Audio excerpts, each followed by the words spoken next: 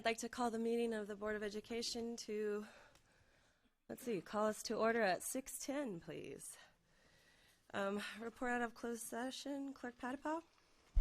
There's no reportable action taken in closed session.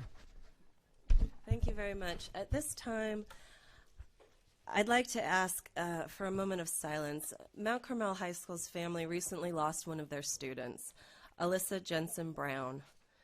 Principal Greg Magnos says about Alyssa was a bright and vibrant young lady who embodied a passion and a love for life. Alyssa was kind and loving and enjoyed life to the fullest with her family, her school, and her softball and volleyball teammates. Our deepest condolences to Alyssa's family and the Mount Carmel High School family. Please join me in a moment of silence now in memory of Alyssa.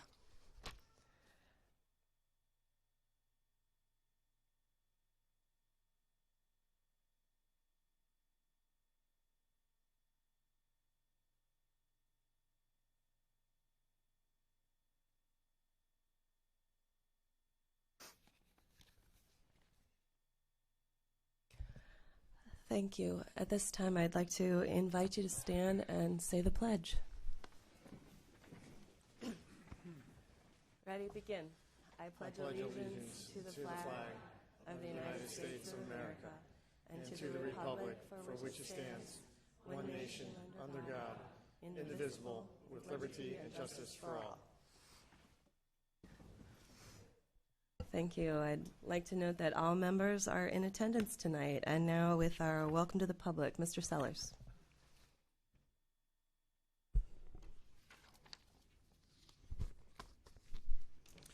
Welcome to the monthly meeting of the Board of Education. Item C is placed on our agenda to enable members of our community to bring items that are not placed anywhere else on the agenda to the board's attention. If you would like to address the board on any agenda item, please complete a speaker slip. All requests to speak must be submitted to the executive assistant to the board before the agenda item comes up. If you are requesting an agenda item be pulled for public discussion from Section E, the consent calendar, a speaker slip must be submitted to the executive assistant now, as approval of the consent calendar is one of the first items up for approval. The board is responsible for setting policy and direction for students of Poway Unified School District. It is important to the community that civility and good role modeling be a very real part of our meetings. Students are always present at board meetings, and our meetings are live streamed via the internet, and recorded copies are posted on the PowayUSD website. Speaking time is limited to 3 minutes per speaker, with a maximum of 15 minutes per side of each topic unless waived by the board president. There will be a 30-second warning when time is running out. Speakers may only speak on one topic under item C and may not defer their speaking time to another individual. Vulgarity and profanity will not be allowed. If you have a complaint or charge against a specific PowayUSD employee, it is recommended that you submit a formal complaint as outlined in our board procedure 4.106.2. The final step in this process provides the board the ability to hear an appeal of the complaint if the board so chooses.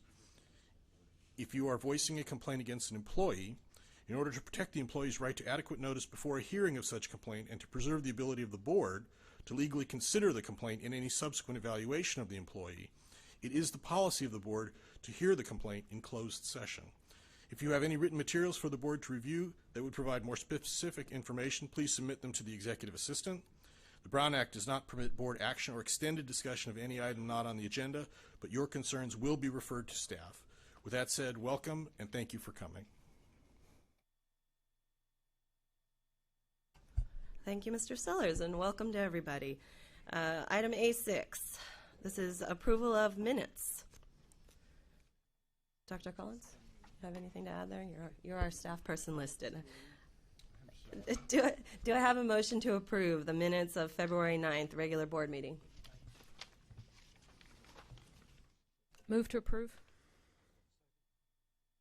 Motion to approve by Ms. Beatty, second by Mr. Patapow. Any discussion, any changes? All right, seeing none, I'll call the vote here. All in favor? Aye. Aye. Any opposed? No, so that passes unanimously. The next item is approval of the consent calendar. Do we have any public comments on this item? Yes. Okay, Clerk Patapow.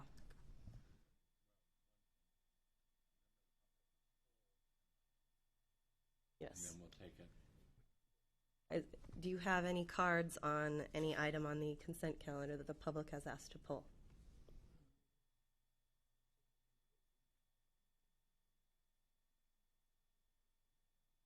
Okay, yes, I do.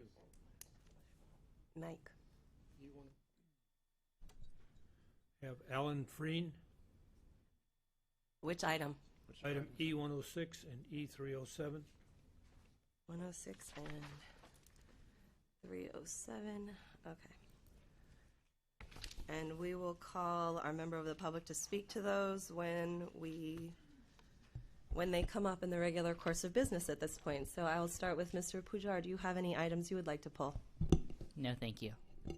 Mr. Sellers?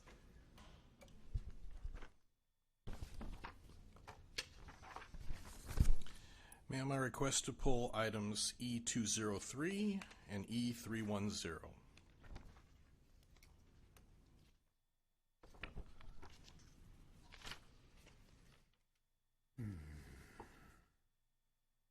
Ms. Beatty? I would like to pull E304 and E701. I wanted to make a brief comment on E309. I just wanted to recognize Leslie Peabody from the transportation scheduler for applying for a grant for our kids for a couple of field trips. And that's on the docket and consent. So thank you, Leslie Peabody. Yeah, I would echo those sentiments. Kudos to you. That's proactive work in applying for this busing grant for our students. Great work there. Hooray, I hope we get it. Well done. Mr. Patapow, anything to pull? No. And Mr. Zane? No. And you've already pulled anything I was interested in. So with that, I'm going to take a moment to reorder our agenda packet, and then we can move on. So give us 1 minute here.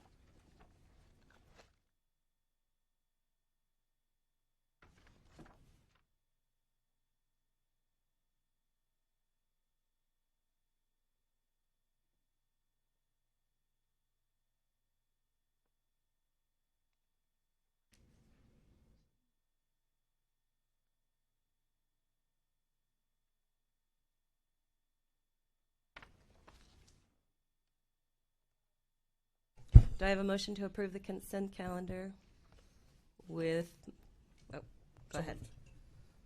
So moved with the, with ones have been withdrawn? Yes, so moved. A second.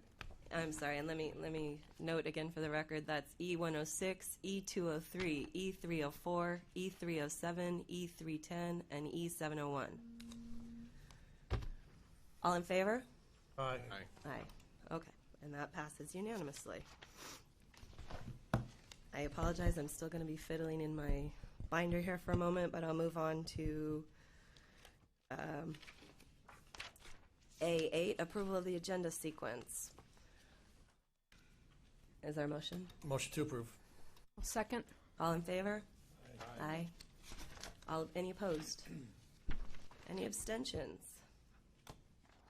All right, fantastic. Then that leads us to B1, our Student Board Representative Reports. Fantastic. Let's start with, I got to go out of order here, just shake it up a little. How about Poway High School? Simon Shapiro, welcome.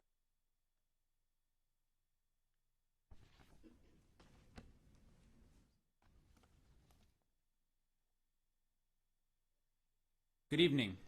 This last month has been quite an emotional one for the students at Poway High. Last Saturday, more than 300 students gathered to commemorate the 6-year anniversary of the day we lost a fellow Titan. These students went to Balboa Park and ran a 5K to raise money for the Chelsea's Light Foundation. Poway also hosted an assembly called Every 15 Minutes, a program which raises awareness about the dangerous consequences of DUI. During third period, our principal directed juniors and seniors behind the school, where 4 students were shown to have been supposedly injured in a staged DUI crash. Students observed as the police, paramedics, and fire department responded as they would in a real emergency. The following day, a second assembly was held, where a video was shown to simulate the conviction process. A funeral was acted out in the gym, leaving students more aware of the dangers of driving under the influence. In the past month, Titans have been traveling outside of the Poway bubble. 50 kids from our AVID program took a 4-day field trip to Northern California, where they visited 10 different colleges. We also had a Titan by the name of Allie Furlong travel to Washington, D.C., where she learned several strategies to help prevent drug use among peers in her community. Allie wishes to thank the school board for approving the trip and providing her with such an impactful opportunity. ASB has been keeping itself busy by providing numerous student activities. On Valentine's Day, we held the annual tradition of Singled Out, a mock game show in which seniors have a chance to score a date with a member of a different school in our district. It is a very fun event, which on this occasion received exceptional student feedback. ASB also sponsored Club Rush, an event where club presidents set up tables at lunch so students can explore their interests and see what clubs Poway has to offer. Right now the class is working hard to prepare for the upcoming blood drive, Titans United Week, and Most Spirited Titan Talent Show. We are excited for the many great things we have in store for the student body. It has been a pleasure to present to you this evening, and I look forward to updating you next month. Thank you.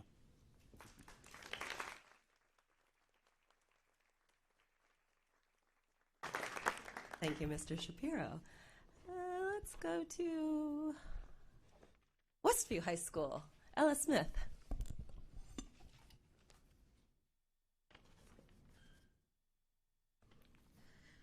As much as I love reporting to the PowayUSD Board of Education, I don't like how fast time flies. And as much as time flies, I am amazed by how fast and how much Wolverines accomplish all that they do. Good evening, my name is Ella Smith, and it's a pleasure to be back to report upon student life at Westview High School. Into the Woods opened this past week, and we had over 1,000 community members in attendance. The musical was a synthesis of a series of Grimm's fairy tales, all under the direction of a once Broadway performer, Robert Townsend. In all honesty, they make budget cuts look good. A myriad of tournaments have concentrated into the past few weeks. Our mock trial team, after weeks of close competitions, finished in second for the entirety of San Diego County. Our speech and debate team is excited to send 6 debaters and 1 speech competitor to the state tournament in April. We're ecstatic to have taken first in both public forum and policy debate in the San Diego Imperial Valley League. Our robotics team competed in the San Diego regional competition this past weekend, winning the award for the most spirit, and one of our competitors is one of 2 Dean's List finalists.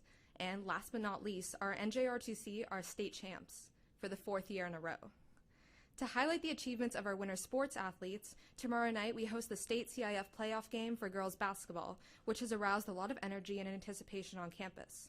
Furthermore, our girls water polo team prevailed as Palomar League champions, and our roller hockey team reigns as Palomar League and CIF champions. And we're excited to see what our spring athletes will bring this sports season, seeing that we have over 1,000 students, over 40% of our student body participating in spring sports. As for our ASB program, we are honored to have received the Outstanding Leadership Program Award from the California Association of Student Leaders. And I'm happy that I didn't spend my winter break in vain creating the application.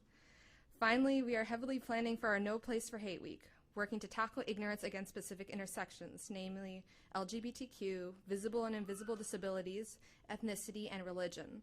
I'll be looking forward to letting you know next month what will have come of that week, hopefully offering something meaningful and purposeful for our students. And that's a bit of what's happening at Westview. Since time flies, I'll be looking forward to reporting back to you in a short month on student life at Westview High School. Thank you.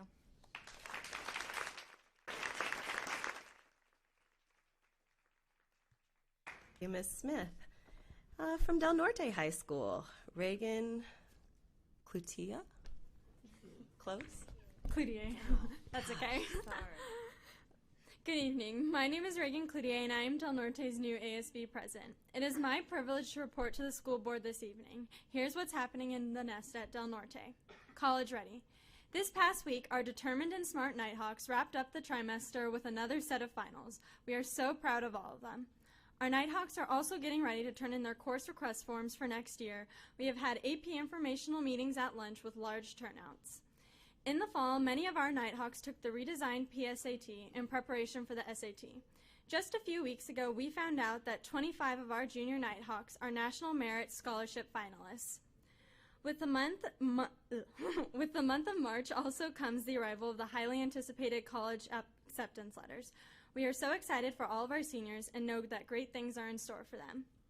Future focused. Now that trimester 2 is closed, many of our winter sports are coming to a close. Our Nighthawk teams brought home several league titles, including boys and girls soccer and girls water polo. Most excitingly, our girls soccer team Saturday night took home the San Diego Division I CIF Championship title. And tonight, actually, right now, they're playing at the state tournament. So good luck to them. This is Del Norte's third CIF banner. We also held our ASB elections and commissioner interviews. We are so excited for the new leadership on campus. Our theater department also wrapped production of their amazing play Cinderella, and it was a huge hit. Our Nighthawks have also been pairing up with the Oak Valley Falcons. DNHS and OVMS bands played together, and DNHS and OVMS choirs sang together in their winter choir concert. This past week, our Fine Arts department put on their Night at the Museum, in which many Nighthawks enrolled in the fine arts displayed their beautiful art pieces for the rest of the school to see. Del Norte also had the privilege of hosting the West Coast Winter Color Guard show, in which several schools' winter color guards came and performed. Globally aware. Our ASB held 2 new events in hopes of promoting unity and acceptance across campus. We held our first ever No Place for Hate Week, during which Nighthawks pledged to be better and more accepting peers. We held activities that encouraged inclusion and acceptance of all Nighthawks. We also held our first ever What If Week, where we encouraged Nighthawks to be more optimistic and positive people and be a force for change. We had days such as What If We Only Used Kind Words and What If We Got to Know Our Teachers Better. Lastly, we held a blood drive a few weeks ago. We had more people sign up than our school has ever had, and we donated in total 46 pints of blood. Thank you all for listening, and as always, today is a great day to be a Nighthawk.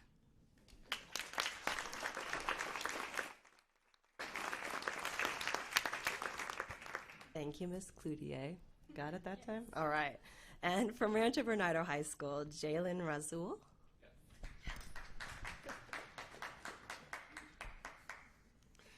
Hello, everyone. My name is Jalen Rasul, and I'm one of the ASB representatives for VP of Activities.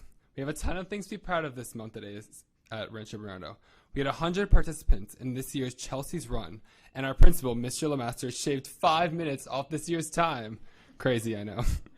Boys and girls basketball and roller hockey all made it to the semifinals, and girls soccer were CIF runners-up in the open division with a loss to Torrey Pines. Wrestlers were second in San Diego, and one of our juniors finished 4th in the state tournament. The Bronco players put on the spring musical Camp Rolling Hills, which was a huge success.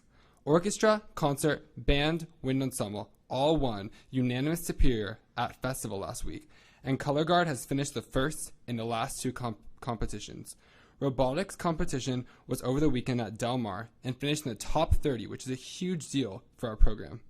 Last week, our speech and debate program hosted their annual event, which was very successful. Academic Lib is tied up for first place with Westview and Torrey Pines. Things we are excited about and working on include seniors are hearing back from colleges, and everyone else is in the process of selecting their classes for this year's new 4x4. Spring sports have started, which means there's always an event or game happening somewhere on campus. We have an improv show on the 11th, and our choir festival concert is on March 29th. Counselors host the 8th grade parent night on March 15th. Our foundation is getting ready for the pasta dinner event held in the gym on March 21st. ASB is getting ready to host the annual Mr. Bronco event. March 26th is our annual Best Buddies Ball at the Doubletree Resort, which we're always really excited about. And counselors have been busy hosting parents' nights, helping parents understand the new 4x4 schedule. Thank you for your continual support of Broncos, and have a great night.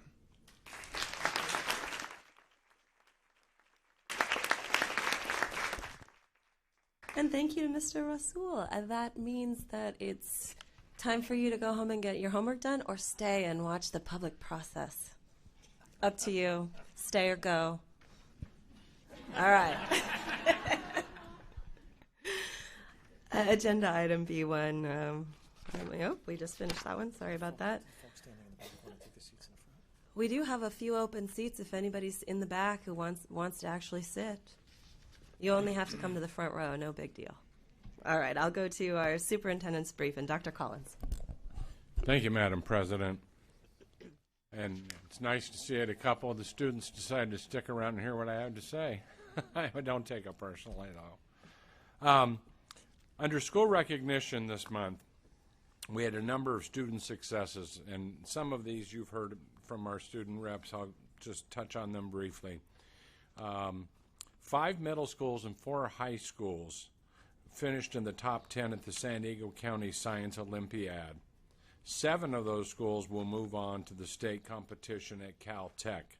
And I have to say that the Science Olympiad program is truly a parent-sponsored, parent-run program, and without that level of support, these kids wouldn't have that experience. So thank you to the parents involved in that.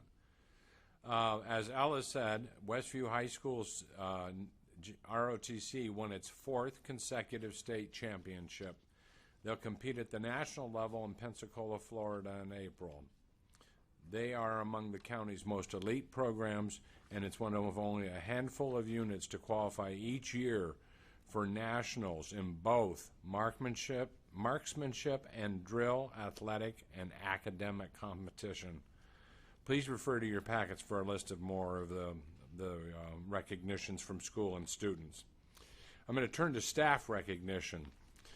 Teresa Paulskill, who's our assistant principal with the Career Technical Adult Education, has been selected as the Association of California School Administrators, Region 18, Education Administrator of the Year. She'll be honored at the upcoming AXA Honoring Our Own Dinner on March 18th. I understand Teresa's somewhere here in the audience. Teresa, you want to stand so we can recognize you?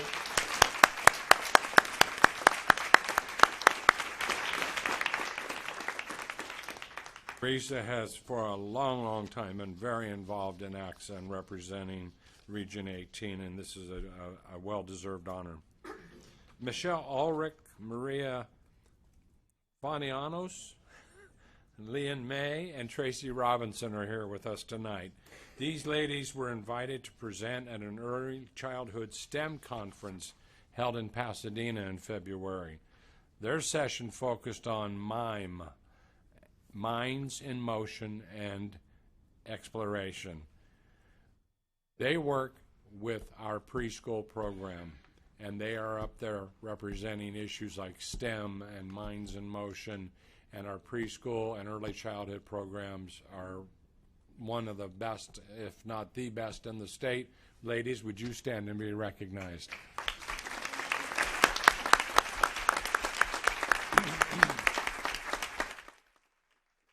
As we're recognizing people, I just want to do a couple introductions. We'd like to welcome and introduce our 2 newest elementary school principals. First, Denise Davis at Painted Rock Elementary School. Denise.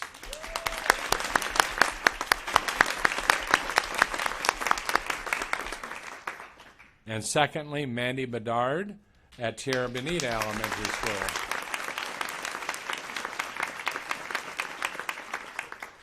Both these new principals started their jobs in February, and we're so happy that you've joined our team. And in Mandy's case, we're happy you're back.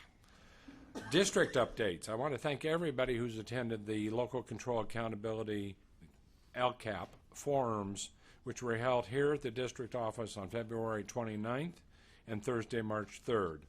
We also had a Spanish language LCAP last night at Valley Elementary School. Among the 3, approximately 170 people have attended the 3 forums, and we appreciate their contributions and the community's involvement in a win for all sides. This year, we also provided a way for people to provide input electronically who could not come out to the actual meetings. Our new PowayUSD mobile app and electronic survey. We've had approximately 500 people submit input that way. And there's still time, not much, but it's still active through the workday tomorrow. So if you want to go online and give some input into the LCAP, you'll find it on our PowayUSD website for one more day. And this is National School Breakfast Week, designed to remind our families that school breakfast is a service we provide 9 of our schools in the National School Breakfast Program, serving up healthy and affordable meals to help our students start their day of learning with the proper nutrition. Behind this effort are the hardworking PowayUSD employees in food and nutrition. Let me just say, it's been said before, and I fully agree, it's hard to learn when you're hungry. And so for these 9 schools, these kids are getting breakfast every morning that may not necessarily have that at home. And I'd like to now let you enjoy a very brief presentation that was produced by our Director of Communications, Christine Peck, which highlights their work. So if we could just run this, it's very quick. We are making breakfast burritos today. A little bit of egg, turkey ham, cheddar cheese. They're served with salsa on the side. And they're wrapped in a whole wheat tortilla. And yeah, we sell them out every week. Same thing with the breakfast sandwiches. We always sell the breakfast sandwiches. Kids really like the parfait. National Breakfast Week is a great opportunity for parents and students to realize and understand that we're here to also help serve breakfast. For those kids that are running a little late or mom and dad need to go to work early, they can come in and get a nutritious meal in order to start their day and their learning. Breakfast is the most important meal of the day. We start with our cook at 5 a.m. and then they start trickling in. So our breakfast server comes in about 6:45. She gets all of that set up for our morning breakfast students. Then we start getting our student workers that come in, and they come in about 6:30, 6:45 to start setting up our kiosks. Then we get our next shipment that comes in about 8 a.m. We've got about 10 workers that come in total throughout the day. And then we've got about 8 student workers as well, just in this building alone.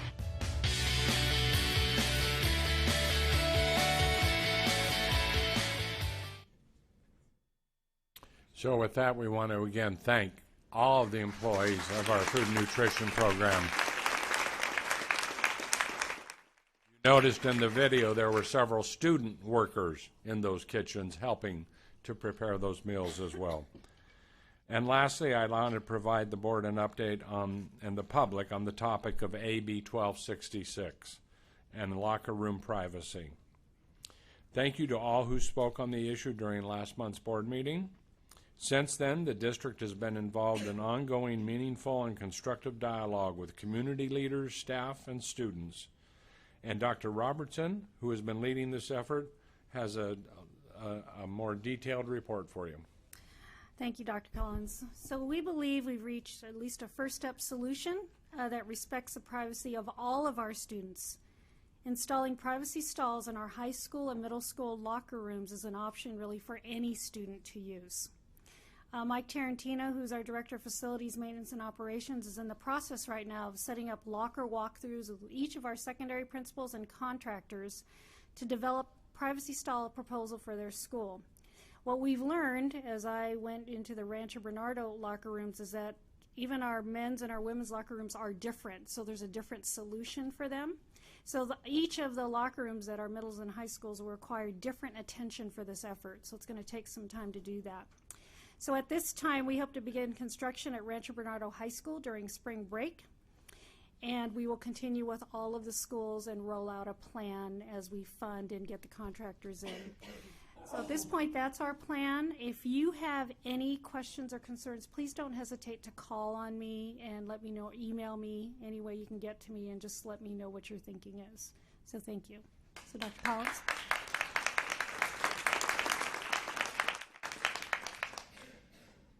And while I applaud that work, I also have to applaud our students, because every month I hear as I hear from the student board member reports, the things that are going on every single site to improve acceptance, relationships, inclusion. You guys are doing wonderful work out there, and you're the ones that can really make the difference on those high school campuses. So thank you, and thanks to the two who left and all of our high schools for the work that you do. And I know the same is going on at our middle schools. Our kids believe in treating people fairly and respectfully and including all, so they can all benefit from the school. So thank you to the students for your work on that. I appreciate it. And then lastly, on the actual posted electronic version of the agenda, this item was left off, and this is board member reports, but I see it's now been printed and is in front of all of you. So that concludes my report, and I'll turn it over to the president to do board member reports. Thank you. Yeah, I guess I'm trying to decide at this point, board member reports or our initial proposal from the board. I guess we should go to board member reports first. So I'll start with Mr. Pujar. Good evening, everyone. I hope all of you survived the rain yesterday. It's been a busy month for me. Finals are finally over, and it's the home stretch. It's our last trimester for seniors at Del Norte. I love meeting with our Superintendent Student Advisory Council last month to hear about their perspectives and inputs as we gathered feedback for our LCAP process. This is really an outspoken group that really wants to contribute to the way our district is running, and their feedback is very valuable to us. I also got to take a tour of Design 39 campus with Mr. Zane. That was really fun. We went into one of the makeries, and he showed the kids how to drill holes with a drill press, so that was cool. We hope Mr. Zane will come by and teach a woodworking deep dive. I also had the opportunity to participate in the Tech Steering Committee yesterday, where we analyzed our LCAP data and speak-up surveys to guide our approach in developing guiding principles for our tech integration plan. What I found fascinating about the group was their diverse backgrounds. We had individuals from all aspects of PUSD. Everyone from school site principals, district staff, classified employees, parents, certificated IT, business leaders, and students. It was so interesting to hear everyone's unique perspectives about tech, and it was a really wonderful conversation. And that brings me to this. In my time here at Poway Unified, I constantly see how our district is working together to include a variety of perspectives in our decision making. Our LCAP forums are another example. If you've been, you see students, you see parents, teachers, administrators, classified staff. Everyone showed up and contributed their voice.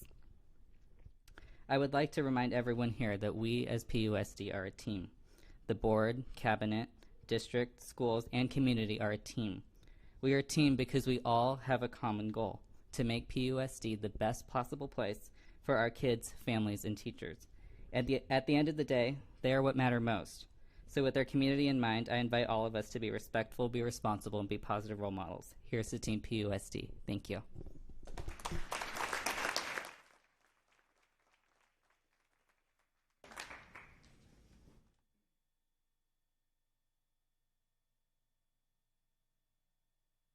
Oh, it's still backwards to me. But the first is that, as many of you may know, electricity costs are a major impingement on our budget and have been escalating at crazy rates and have simply just really made it difficult for us to plan in any meaningful way. I just wanted to note that Assembly Member Shirley Weber has authored some legislation that has been actively promoted by CSBA and the Delegate Assembly, of which I'm a member, to create a third rate tier, not tier really, but a third rate category. Currently we have commercial and residential. It would create a third rate category for governmental entities. And it's got a long way to go before it comes to fruition. And obviously there'll be heavy lobbying against it by the energy providers. But I just wanted to let you know that at least we've taken that first step. Hopefully it will result in some relief to all of us. The second thing is I attended the National History Day gathering at Mesa Verde Middle School a couple of weeks ago. And this one class at Mesa Verde Middle School is the only one in our district that participates in National History Day. And what they did essentially was they did a mock presentation for the parents and Board Member Beatty and I of their presentations that they were going to make to the judging committees that following weekend, and it was beyond impressive, really. They had stuff there on Niels Bohr's and the Cuban Missile Crisis and Roman architecture. There were a couple of people who did performance pieces, one on the history of horses' integration with man, and another on ballet, and it was just every topic under the sun, and they were all incredibly well researched and beautifully displayed. You know, and I mean, we're talking on a seriously adult level. I went and I looked at a couple of them, and I can't, every time I would go to somebody's display, like the one for Niels Bohr's or the one for the Cuban Missile Crisis, I would ask them a question. I'd say, did you know this or did you know that? They always knew the answer, always. Even if it was something, have you read this book or have you seen this play? They always had done it. So they spent 5 or 6 months on these projects, and it was beyond impressive, and I couldn't be more proud of them. So congratulations to all the kids at Mesa Verde Middle School who competed. They won a whole slew of awards, and you know, really, really did us all proud. The last thing I want to mention is I want to briefly comment on the passing of Kathleen Zawarski Burke, former board member of PUSD from 92 to 96. She died just recently of complications after hip surgery. She was only 72, but she spent her entire life in education and teaching. She very much valued children and thought of them as the future for all of us, and although her tenure on the board here was short and to some people controversial, I really enjoyed interacting with her. She became my client about 3 years ago, and she sort of turned into a bit of a mentor, and I really did get a lot from her experiences and not only her experiences in education but also her experiences on the board, and we commiserated a lot about how much had changed in 20 years and how little had changed in 20 years. So I'm going to miss her, I really am, and my condolences go out to her family and to all of the kids that she impacted during her career.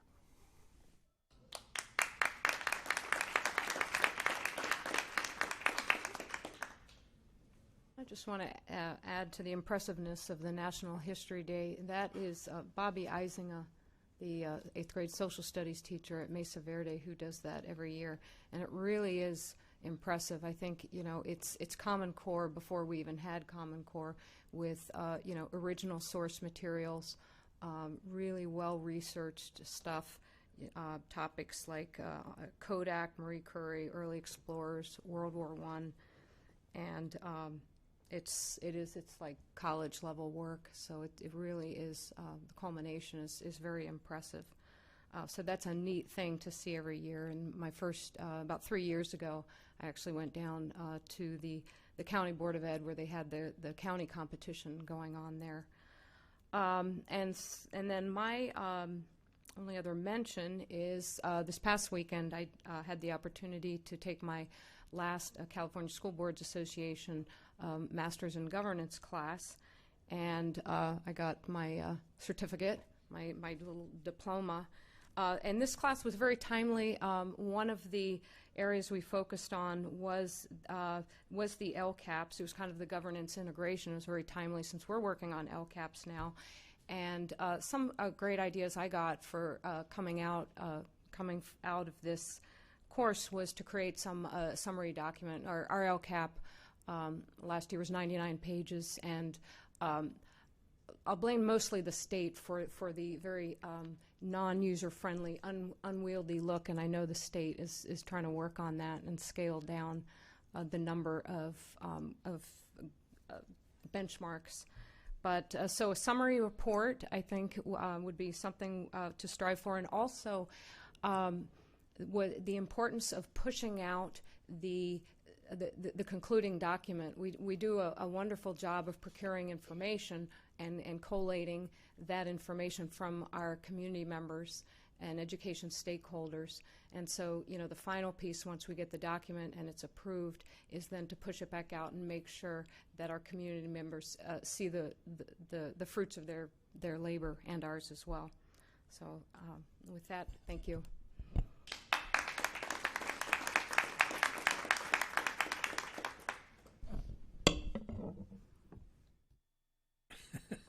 note of introduction. I think my month was totally involved with the PTA. First, it was a PTA Founders Day breakfast down at in Mission Valley, where all the PTAs got together and described what they did and passed out the awards. Then, seeing the same group at the Palomar PTA, the local, where all the presidents got together, seeing the same people there with elementary kids performing in a chorus, and then on the LCAP, the forum, see the same parents at this group involved with what was going on with our LCAP. And then at the last meeting was the SWAC, Safety, Wellness, Advocacy, Community Coalition, several parents in that group. So I don't need to tell you, but the PTA is all over. It's amazing how much volunteer hours that they put in our district. I think without the PTA, we'd be a pretty weak organization, I believe. PUSD district owes an awful lot to PTA. I don't know where they get all the energy, but by God, they have it, and they put it out in all the schools. Anyway, I want to just mention that and congratulate them for all the work they do. The other thing, interesting thing that happened to me was I had my annual checkup with my doctor, and he approached me and said, well, what are you doing with CPR and et cetera, in the schools? And I said, well, we have different classes and different organizations. He said, well, I want you to meet a young lady from the American Heart Association. She has a CPR program that she's projecting that she's going to do, and actually they're involved in the San Diego City schools. And also I bounced this off of some of the PTA people when I met them during the week. And it would be nice to have more certification of the CPR people that know how to use it in the elementary school, because I asked them, so, well, what happens if you have an emergency and there's how many people have it?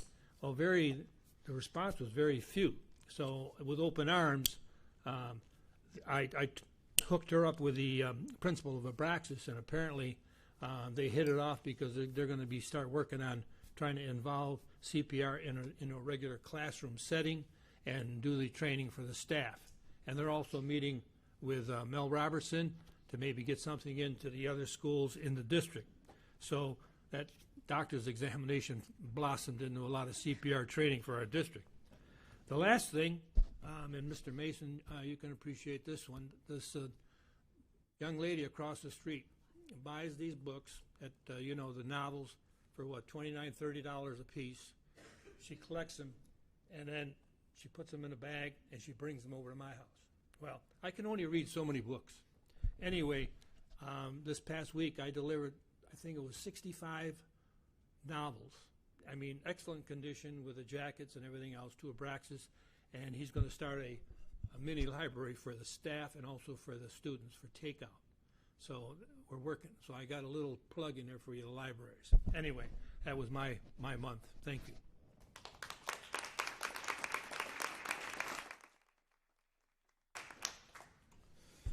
Thank you.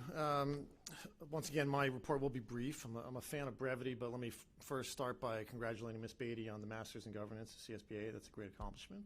Way to go. My month was, again, continuing my school site visits, which is the biggest piece of enjoyment about this position. And I'll just rattle off the tremendous schools I visited, and I got to meet with the principals and staff and see the students in action. At Morning Creek Elementary School, Bernardo Heights Middle School, D39 with Board Member Pujar, and I'd love to go back to the wood shop. That was my favorite topic or elective in middle school. Pomerado Elementary School, where my son, my oldest, went to preschool, and I saw his preschool teacher there. Canyon View Elementary School, Creekside Elementary School. I also participated in the LCAP forum that was here at the district office on Thursday evening, and had another meeting with Mike Tarantino and a representative of some Poway sports leagues to further conversation about potentially doing some renovation at one of the fields using City of Poway money. So that's my report. Thank you. I was at several events this month as well. One of the ones that I've known about for some time but have only been to for the first time this month, the Los Penasquitos Community Policing Collaborative.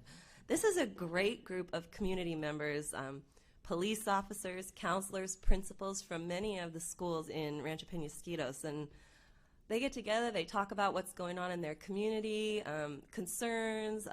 We had a potential drug buy going on across the street from the elementary school. Police, can you get there at this time of day?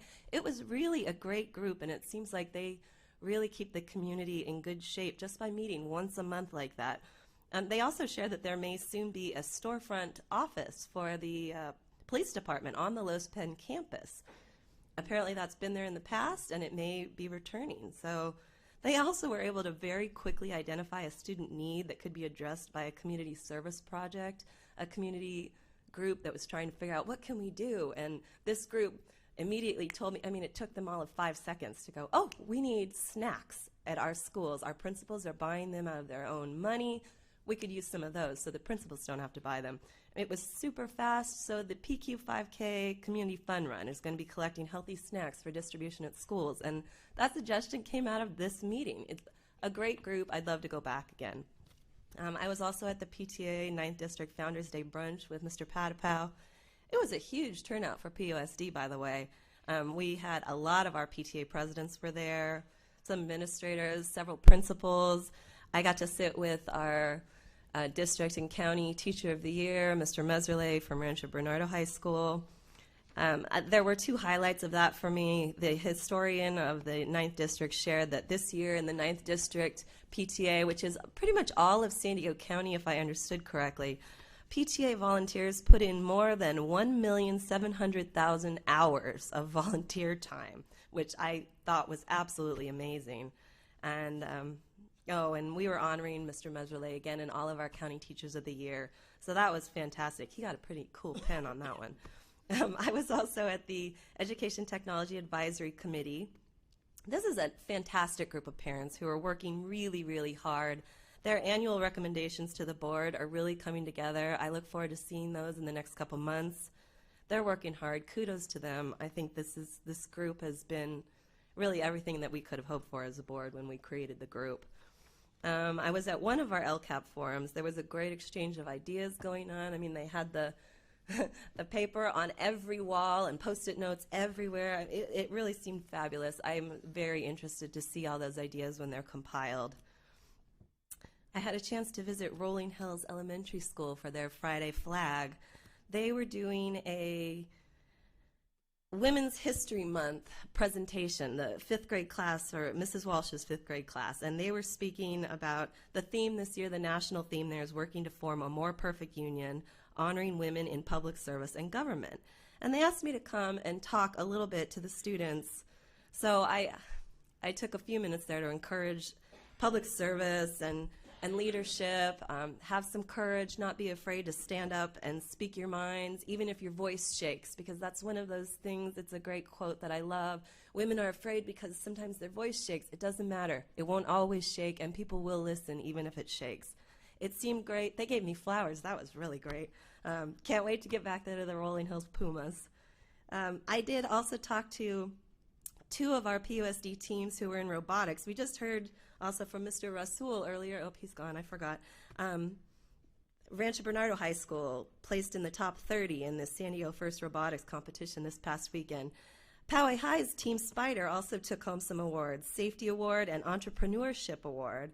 And Westview High's Option 16 won the Team Spirit Award and had a team member selected as a Dean's List finalist. So congratulations on a great tournament to all of our teams. I only heard from 3 of them, but I know there were more there. So hooray. And the last thing, we have 13 PUSD teams competing this Saturday in the regional Odyssey of the Mind competition at San Diego Academy. And they gave me a shirt that I want to show off. It has the names of all of the schools who are participating. Beautiful. They'll all be wearing it. So if you're interested in seeing something that's really very interesting, very unique, it's supposed to be showing off kids learning creativity. Very unique. San Diego Academy this Saturday, and you can see 13 teams from PUSD, and that's all I've got. Thank you.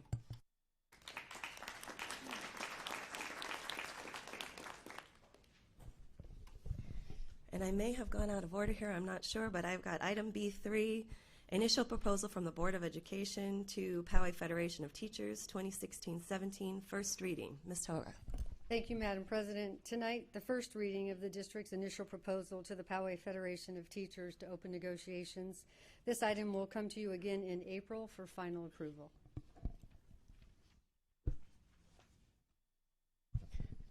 Just verifying we don't need any action on that item. All right.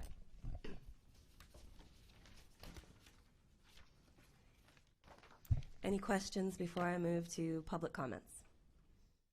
Okay, seeing none. Item C, public comments. Clerk Patapow. Our first speaker is County Board of Education, Rick Shea. Thank you. Good evening, members of the board, superintendent, staff, ladies and gentlemen. You have a very long agenda. I won't take too long. I'll follow Mr. Zane's brevity suggestion. I have no agenda item. My name is Rick Shea. I'm Vice President of the San Diego County Board of Education, and it is my pleasure and privilege to be the liaison for Poway Unified School District among a dozen or so other ones. So I've made it a point to go to each school district just so we can put a face to a name and for any future items we might have to help each other with. A little bit of my background, I was a teacher, school administrator, and I've served on several boards prior to the county board. And I've met some of you at other events. Remember, Beatty was talking about Masters in Governance. I haven't quite completed it yet, but it's on the horizon. And so that's it. Just want to introduce myself, congratulate you on the fine work. Your academic reputation in Poway is well earned and for many, many years. So I congratulate you for keeping your focus on children and the fine work you've done for children for many years. All right? So thank you very much.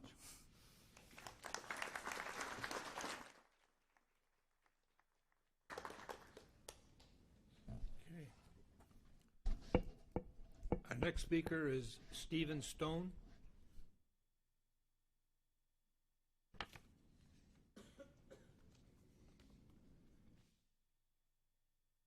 I am Stephen Stone. I reside at 13021 Solera Way, Poway. I'm here along with several other community members to speak about the pool at Poway High and the need for some solutions. One, we need to keep the facility operating on a reliable basis as it has been shut down since November. And two, we need a solution and a plan of how to replace the nearly 50-year-old pool with a modern facility. The pool is a tremendous asset to the students and the community, and I bet that is one of the most highly used sports facilities on campus. And when it breaks, the entire pool is shut down and unusable. As an alumnus of Poway High, a parent of 2 Poway High alumni, past president of the Poway High Aquatics Boosters Club, and the current chair of the Poway High Foundation, and also a member of the Alumni Association Committee, I can say that we are here to support the students at Poway High. So please help us with solutions so the students can have access to a pool in the same manner as the other 4 Poway Unified School District high schools do. Thank you.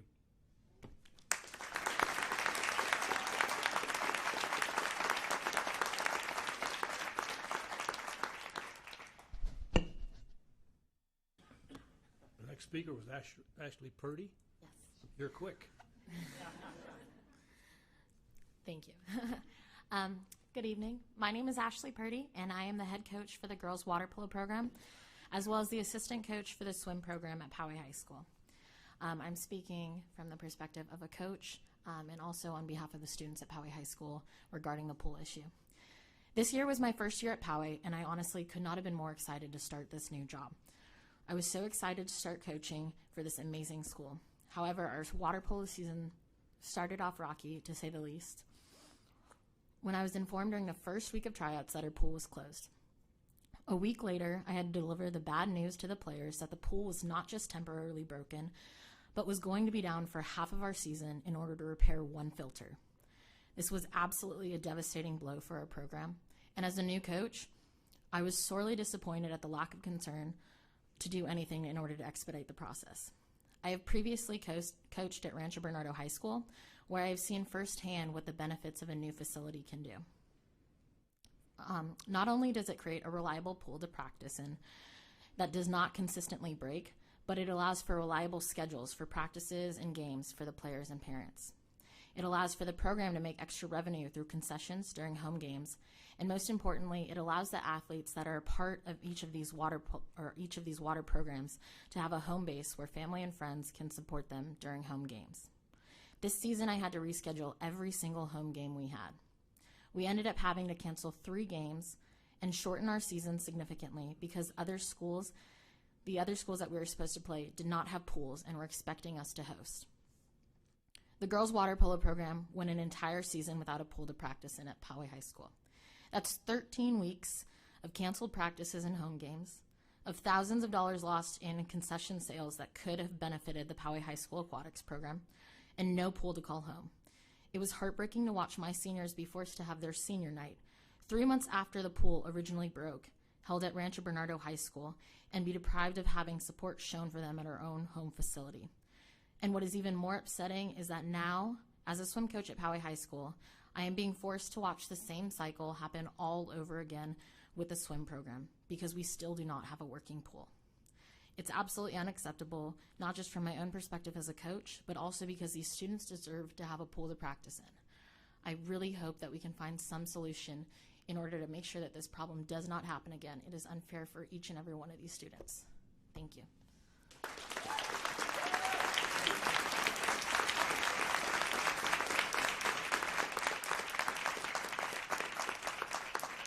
Mr. Patapow, before you call, the board has been updated on this issue, and we have had staff update us. I'd like to refer this to Ms. Thalandi. She does have some updates to offer, so I'll let her do that and offline here, I guess. Thank you. Do you want to, should she address it now, or is it better to? Okay. Yeah, we got three more to go with the pool. Okay, Allie Johnson on the pool. Good evening. My name is Alyssa Johnson. I'm a senior at Poway High, and I just finished playing my 3rd and last season with varsity water polo. I feel the pool situation at my school needs to be addressed because one of the first traditions I was introduced to when I first made the varsity team my sophomore year was placing bets on how soon and for how long will our pool break. It was known throughout the team that at least once during the season the pool would be broken for a week or more at a time. It's heartbreaking to have such a state where the team expects to not be at their own home pool, and it's disheartening. Unfortunately, it meant that our student section was absent most games, and so we don't have the support of our own home team and most of our parents who can't make the drive to a further pool. Our seniors had to play their senior night in a rival pool, which is not how it's supposed to go. We're very grateful to the schools who have helped us in this time, but having to share their facilities with us was a detriment to both parties. Some facilities had to turn us down, which is understandable, but that meant many nights we did not have practice at all, including the night before our CIF game. I may be leaving Poway this year, but my team will still be there for years to come, and I think we would all benefit from improved conditions of the Poway High Aquatics program. Thank you.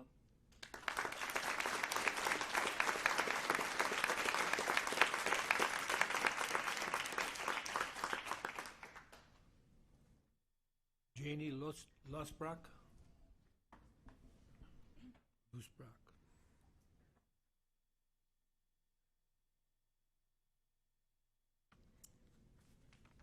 Hi, thank you so much. I'm Jamie Lusbrock. I'm a former graduate of Poway High School, class of 1989, and I also swam those years for Poway High, and my husband is a Poway High graduate as well. I won't take long, but I wanted to share the perspective of some of the parents, dedicated aquatics parents that you see all in green, all representing us here tonight. I have two kids that are competitive swimmers. They swim with Pacific Swim, which is the Poway swim team. I'm sure you guys are familiar with that. It's one of the largest teams in San Diego. It's a great organization. There's about 300 kids on Pacific Swim, lots of kids, as well as Poway Valley Water Polo, and they've both played with that, and that's also a large organization. Swimming is a sport that many kids are dedicated to. We have so many talented swimmers, and it requires conditioning, so they need to practice 5-6 times a week. So with 300 kids on the team times 5-6 times a week, that's a lot of kids using up all the pools locally, if you can imagine. When one of the pools is down, like Poway, the kids who play water polo use the Stone Ridge pool, and the Stone Ridge kids who are Pacific Swim use a different pool, and the kids are combined into groups, or they're moved to later times, and it's really inconvenient. And it's hard on the swimmers when they're combined, and there's now, when there was 45 kids in a pool, there's 90 or 100, and there's so many, and they can't really get a good workout in, and so it affects lots and lots of kids. So I just kind of wanted to share the magnitude. It's not really just the high school team. It affects all the kids who are into aquatics in the entire city. My kids are very dedicated. My son was so excited to start his first year as a Titan swimmer, like his mom, yay, and was really sad when the pool was down. You know, he wants to get a scholarship and swim in college, and so they take it very seriously. And so it's kind of a bummer when the tryouts are dry land and they're, you know, running around and running instead of swimming and showing their talents. And so, for all these dedicated parents who are already driving their kids around to be moved to another pool late at night, you know, a lot of these kids are headed to Westview after this meeting to practice until close to 10 o'clock. So it's hard. It's hard on family schedules. It's hard as it is, but to be, you know, rearranged and have to schedule your dinners late and kids can't study and all of that, it's really inconvenient times, all these kids. So I just wanted to share that perspective, and thank you very much for the chance to speak.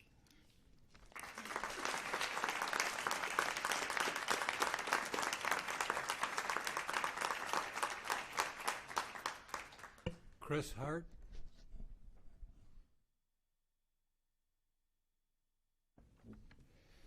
Good evening, and thanks for having us. My name is Chris Hart. I'm the parent of 2 high school students at Poway High and 1 6th grader at Twin Peaks Middle School. I'm also married to a Poway High School alum. Recently served as the president of Poway Valley Water Polo for the past 4 years. Poway Valley Water Polo is a club team that teaches area kids from the age of 8 and up how to play water polo. It's a very important feeder program for Poway High and Rancho Bernardo High School's water polo programs. We're here tonight to address an issue that you may have not been aware of. You're aware of it now, but yeah. As you've heard from the past 4 speakers, the Poway High School pool has broken down many times over the past several years. The recent breakdown meant the girls' water polo team spent their entire season practicing and playing at other pools around the county. All 3 of my children have been involved with aquatics for the past 10 years. I have seen firsthand as a parent and an administrator how the pool breaking down can adversely affect the players, parents, and anyone else who depends on it. Over 175 student athletes, both boys and girls, play water polo or swim for Poway High School each school year. Staff members have open swim, and almost every student takes a swim PE class at some point throughout their time at Poway High. In addition to the high school staff and students, the pool is rented by club teams and groups throughout the area. All in all, hundreds if not thousands of kids depend on the pool throughout the year. It's a valuable community resource, but only when it's operable. Historically, the breakdowns have caused the pool to be broken for weeks at a time. They are now causing the pool to be down for months at a time. The most recent breakdown is the worst I can remember. The Poway High School pool is over 45 years old and is the oldest school in the district. The pool breaks down several times a year without warning. Due to its size and configuration, the pool is no longer approved to host CIF playoff events. The Poway High School aquatics teams are no longer competing on a level playing field with all of the other high schools in our district. The current situation has gone from bad to worse, and it is no longer acceptable. The time to start thinking about a long-term solution is now. A committee made up of parents, alumni, and other representatives from the aquatics community have formed a group to help aid the district in finding a short-term, mid-range, and long-term solution. We all know that it will not be an easy task and it will take time. The committee is committed to working with the high school and the district to help find and possibly help finance a solution. We understand that the district probably doesn't have the money needed for a new pool just sitting around. We are asking that the district assign a liaison to work with us towards a long-term solution.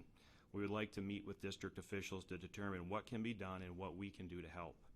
None of us can change what has happened in the past, but the time has come to lay the groundwork for a new pool at Poway High. Thank you.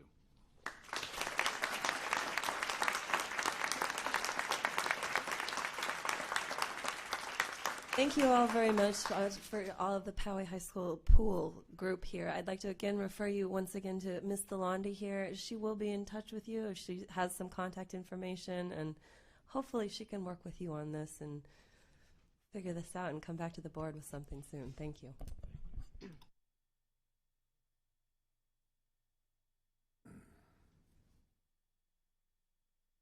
Next speaker is Reed Johnson.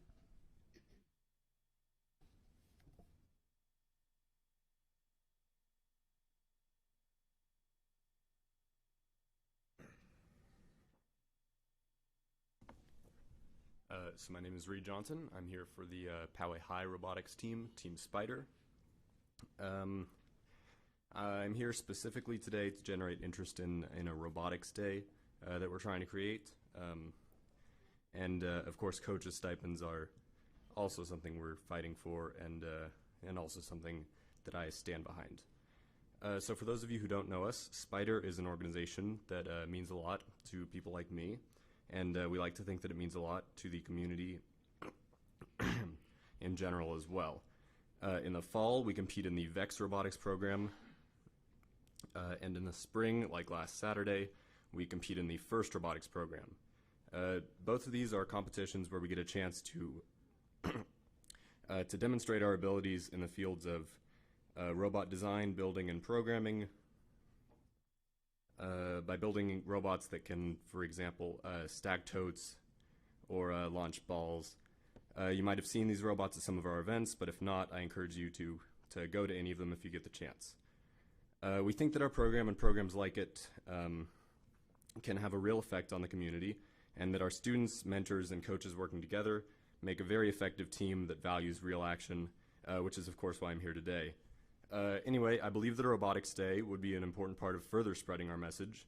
It would effectively celebrate programs like mine and like all the others, some of which are represented here tonight. And I hope the board and everyone present is willing and hopefully happy to consider it. Board policy has prevented us with a lot of technical hitches, but it should be an action item soon. Many districts around the country have already set aside a day like this for robotics, and I know that San Diego is currently doing the same. This day would effectively emphasize the importance of life lessons through real-world experience with technology.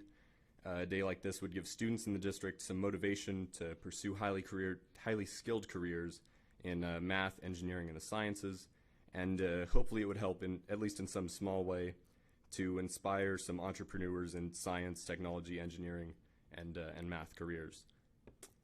This is a small action, but I believe that it would do a lot to encourage the recognition of the importance of robotics and a technical education within our schools. And I and most of the other young robotics students support it and look forward to it as well. Thank you.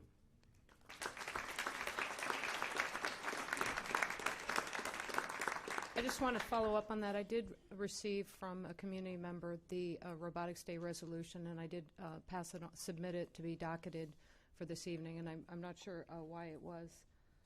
We will try to get that. I know it was February 24th, I believe, was the date. So March 24th. So I don't know, unless we have a special meeting. This is just a follow-up on this. With that, I'm done. Next speaker is Samantha Tran.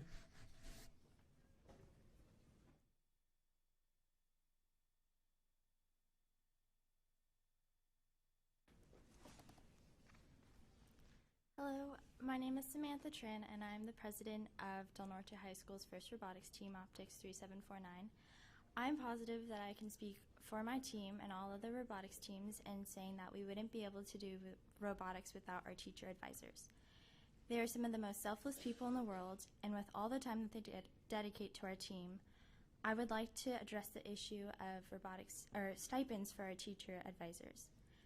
At the last board meeting, a fellow robotics member brought up increasing the stipends for our teacher advisors. However, I would not only like to increase the stipends, but to propose that all teachers receive these stipends.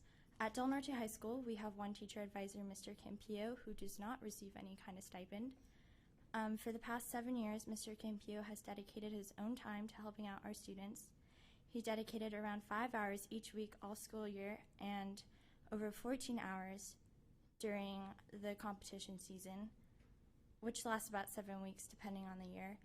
He gives up spending time with his family on some holidays to give our team extra time to work on building our robot and preparing for the competition. This year, over February break, Mr. Campillo set aside over 45 hours to helping our team as the bag and tag date for our robot neared. I think I can speak for all PowayUSD robotics students in saying that we cannot do it without our teacher advisors. First, robotics is so much more than building a robot. It's a sport for the mind and a way for students to come together and collaborate to create a robot. We learn important life skills that we can carry on throughout the rest of our lives, and our teacher advisors dedicate their time to making robotics the best experience for all the members. And I think that it's only fair that they be compensated for all the time that they put in. Thank you.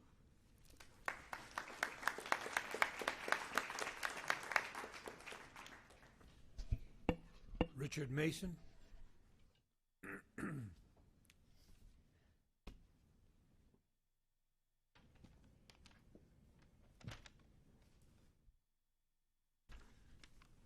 I'm Richard Mason, Rancho Bernardo High School, Friends of the Library, and PPG Library Initiative. This is my library report for February, and it deals with Mount Carmel High School Library, where Mia Falk is the librarian and Debbie Thomas the library tech, and I'll read what they have to say. At Mount Carmel, we are actively promoting OneDrive now that all the high school libraries have a collection of ebooks and audiobooks. Additionally, for Black History Month, we are expanding the concept to embrace the cultural diversity that is Mount Carmel High School. We are celebrating All Lives Matter and are showcasing the books that promote cultural diversity. Our most popular book checkouts are Divergent, a young adult dystopian novel. I had to go to Wikipedia to find out what a dystopian novel was. Found it was the opposite of utopia and not a good place. Other popular books were Lightning Thief and Mockingjay. The most popular junior paperback was Honolulu. And I'm happy to report that the principal of at Mount Carmel from time to time gives the library money for books. And the PTA gave them a gift card for books at Barnes & Noble. Thank you very much.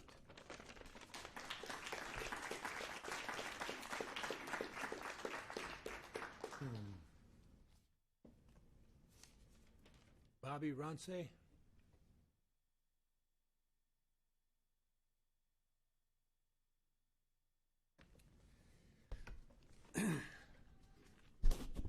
Hello, good evening, Superintendent, honorable board members and staff. My name is Bobby Rotc.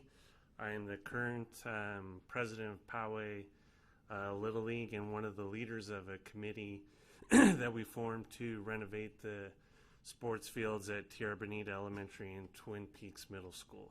So that's where our baseball league plays. So the sports fields at Tierra Bonita and Twin Peaks are really in poor condition due to the drought, invasion of gophers, amongst other things. The goal of our committee has been to build community support to renovate the fields to provide a safer and greener facility for the young athletes and students to play Over the years, in addition to student use, the fields have been used by local sports programs, including Little League Baseball, youth soccer, football, and lacrosse. Every year, more than 25 youth athletes play on these fields. And when you include the parents of these families, nearly 10,000 Poway residents visit these fields every year. So I'm sure a lot of the people that they're out here have spent a lot of time on these fields. The fields have been the main focal point for youth sports in Poway for more than 50 years. And since the fields were first installed, there's never been any renovation to the fields, and they're really in poor shape. So we started a petition in September. We got nearly 1,000 signatures in just a matter of a week or two. So many of the parents expressed concern with the children's safety playing on the current fields during school activities and also in these after-school sports programs. There have been numerous injuries to both players and coaches that had occurred while playing on these fields. It's really time to do something about these fields. So September, since September, we've been working with the staff, including Mike Tarantino that's here, and also really with the city of Poway. So we've made several presentations to the city, and during the most recent city council meeting, the city of Poway voted us very near the top of the list of city projects in consideration for funding.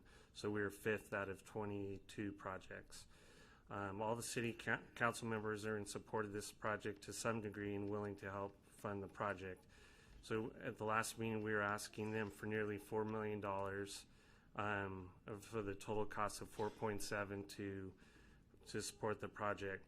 So I'm really here to ask the POSD board to continue to work with our group and find a way to get this project completed. And we'd like to come to the next council meeting, POSD board meeting, give an official presentation. The city will be discussing the funding during their April 19th meeting, so discussing this money that we talked about. So we're hoping that we could share. Thank you very much. Thank you.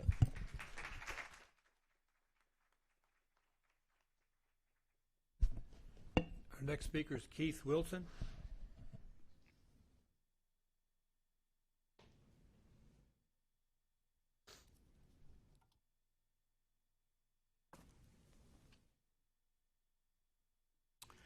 Thank you. My topic tonight is, quotes, "What's the matter with you people?" And the people from the Poway pool, that could have been their topic tonight as well as a few other speakers. I recently became aware that last September, John Collins directed Attorney Dan Shinoff to obtain a restraining order against me. The tactic of using restraining orders to silence criticism is almost becoming standard operating procedure in the district. The good news is that the judge denied their pleadings and said it would be a violation of my First Amendment rights to have a restraining order put against me. My question to the board is this: did you authorize John Collins to initiate litigation against me, or was this something he did on his own?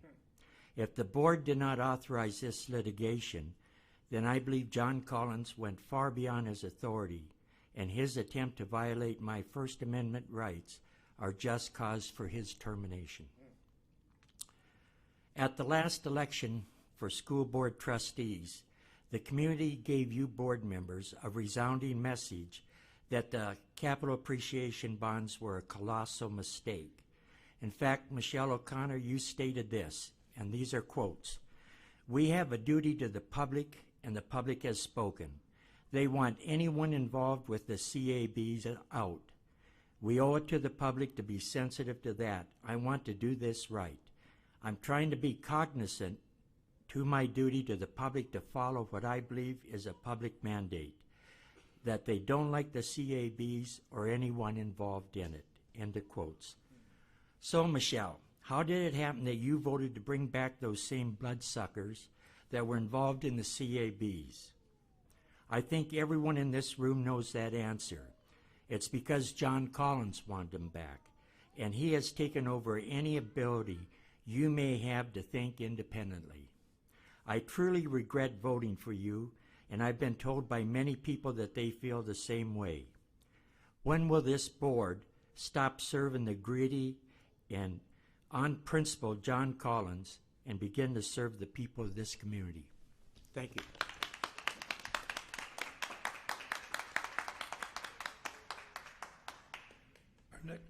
Our next speaker is Talia Garnier.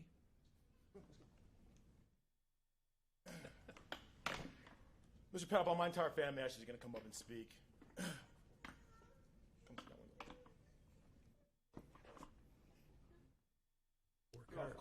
Four cards, yeah. Mr. Garnier, we're going to ask that everybody go one at a time because we're not going to I'm only going split to the speak time for up. less than 3 minutes, ma'am. Okay, well, we want to take it one at a time so we can start the time on each of you. Okay, well, you can start with me, if Mr. that Powell, works. and that's the way it will work. Okay, great. This is my family. My name is Chris Garnier. Last name is Garnier. Most of you guys know me. This is my wife, Kim Garnier. This is our little boy that we call Q. His first name is Quentin. We call him Q. Talia, why don't you tell the board what your name is? My name is Talia Skinner Garnier. What grade are you in, love? I am in 3rd grade. My age is 8 years old, and my teacher is Miss Bologna. Which school do you go to, love? I go to Painted Rock Elementary School. Hello, my name Mr. Garnier, I don't want to interrupt, but each of them gets As I their told own you, 3 ma'am, minutes. as I told you, ma'am, we'll be done within 3 minutes, I promise. All of you in, All of us in will be one done 3 within 3 minutes? minutes. Oh, If you stop, okay. if you stop talking to us, we'll be done. I appreciate it. All right. Go ahead. Hello, everyone. My name is Winslow Garnier. My name is Winslow Garnier. I am 9 years old, and my teacher is Mrs. Harmon, and I go to Painted Rock Elementary School. I'm in 4th grade. With that, I just wanted to bring my family up. First and foremost, I'm surprised you're here, Mr. Collins. Very surprised you're here. Surprised the board hasn't fired you yet, and the rest of the board that's leaving, I'm glad you guys are leaving. I had to say that before I moved on. The second thing I wanted to say is we've asked you, Ms. O'Connor, over 20 times through attorneys, through emails or whatnot. I know our family doesn't look like the majority of the people here. We're a different looking family. It's unfortunate that you, ma'am, continue not to even acknowledge our existence. You treat us like second-rate citizens. I'm sorry that my skin is black. I apologize that my family is mixed. If that's what you want me to do, for you to meet with us. You lied and said that you reached out to Reverend Shane Harris. You never did, ma'am. I'm calling you out in front of everyone else, and you've spoken here in front of everyone else, and you've been able to talk. So don't give me that I'm going to violate the Brown Act or any of that kind of stuff. My family is asking to meet with the president of the Board of Education of Poway Unified School District. A family doesn't look like all of you up here or a normal family. And the question is, ma'am, will you meet with us? That's the question. And that's less than my 3 minutes for my entire family.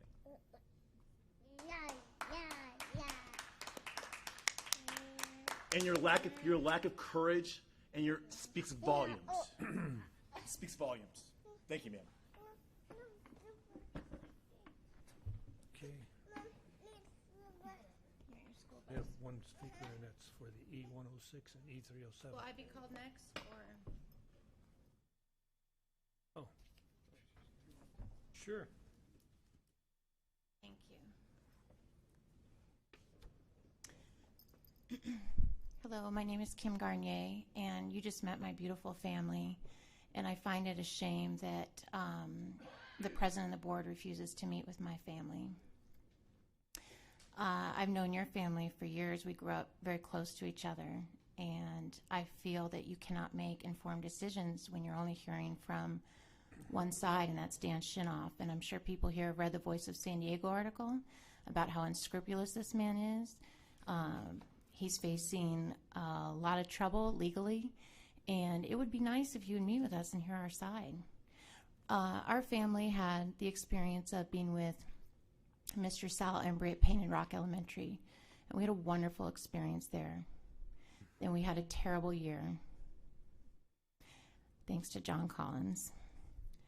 And now we're fortunate enough, because there's so many good people here, at Poway Unified, Kimberly Renz, Joe Erpelding, Janet Bernard, and they've helped us a lot.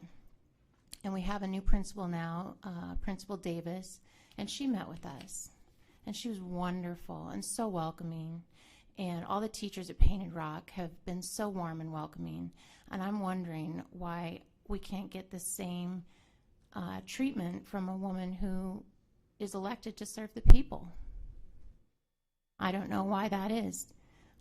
We went before a judge and he said that of course the school board could meet with us.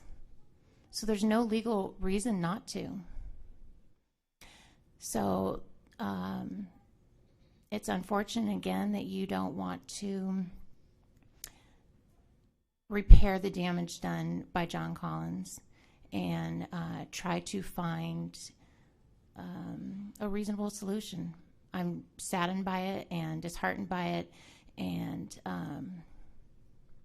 actually invigorated by it, because I will fight for my family every step of the way, and I will point fingers when we are vindicated legally in court.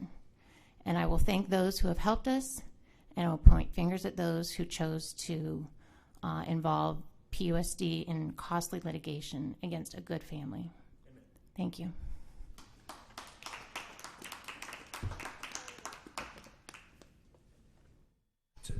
All right, thank you to all of our public speakers. D101, ratification of stipulated agreement for student expulsion. Dr. Robertson. Thank you, Madam President. Tonight we bring forward one stipulated agreement for the board's action. Move to approve. Second. Any discussion? Seeing none, all those in favor? Aye. Aye. Opposed? Any abstentions? All right, that passes unanimously. D102, readmission on student on expulsion. Dr. Robertson. Thank you, Madam President. Tonight we bring forward one readmission for the board's action. Motion to approve. Second. Any discussion? Seeing none, all those in favor? Aye. Any opposed? Abstentions? That passes unanimously. D103, ratification of student discipline. Dr. Robertson. Thank you, Madam President. Tonight we bring forward one case of a student who violated the terms of a stipulated agreement. We are recommending that the student attend Summit for the rest of this semester. Move to approve. Second. Any discussion on this item? All those in favor? Aye. Aye. Opposed? Any abstentions? That passes unanimously. D104, public hearing and approval of renewal of general education equity of time waiver for transitional kindergarten instructional minutes requirement. Dr. Robertson. Thank you, Madam President. Tonight we bring forward for the board's action the renewal of an equity of time waiver for TK instructional minutes. Madam President, I ask you to open this item up for a public hearing. Thank you. At this time, I will declare our public hearing open. Are there any members of the public wishing to speak on this item? Please come up now. 3, 2, 1. All right. Seeing none, I will close this public hearing at this time and ask for a motion. Move to approve. Second. Any discussion? All in favor? Aye. Aye. Opposed? Any abstentions? This matter passes unanimously. We have our first item pulled from consent calendar, E106, and this was pulled by a member of the public. I believe we have a speaker card, Clerk Patapow. Adoption of new elective courses at Abraxas High School. Dr. Robertson. So in an effort, as I shared last time, to expand elective offerings aligned to career pathways, we brought forward courses that will allow our students at Abraxas to start to pursue their passions. Do we have a speaker, Alan Green? Nope. Mr. Green's no longer present? Okay, then I'll ask for a motion. Motion to approve. Second. Any discussion? I'll just make a comment since it got pulled. These look like really great courses, and the personal finance, I know that was our previous student board member, Samantha Geyer, was advocating for that in all of our schools. So is there any, this or any other the classes, is there any sort of long-term plan to have some of these course offerings in our other comprehensive high schools? So there is that option and possibility. This is an online class, so we might be able to expand it that way. Yeah. Great. Okay, wonderful. Thank you. Any other discussion? All right, seeing none. All in favor? Aye. Any opposed? Abstentions? All right, that passes. Whoa, Could I invoke my student preferential vote? please do. Mr. Pujara votes aye. And that passes unanimously. D201, this is a public hearing and approval of initial proposal from the Board of Education to Service Employees International Union, Local 221, 2016-17, second reading. Ms. Hogarth. Thank you, Madam President. Tonight, the public hearing for the final approval of the district's proposal for negotiations with Service Employees International Union. Madam President, please open this item for public hearing. So at this point, I declare the public hearing open on this item. Are there any members of the public wishing to speak on this item?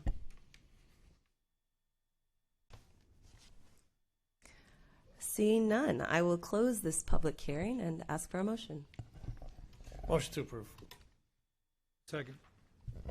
Any discussion? Seeing none, all those in favor? Aye. Opposed? Any abstentions? Okay, this motion passes unanimously. This item passes unanimously.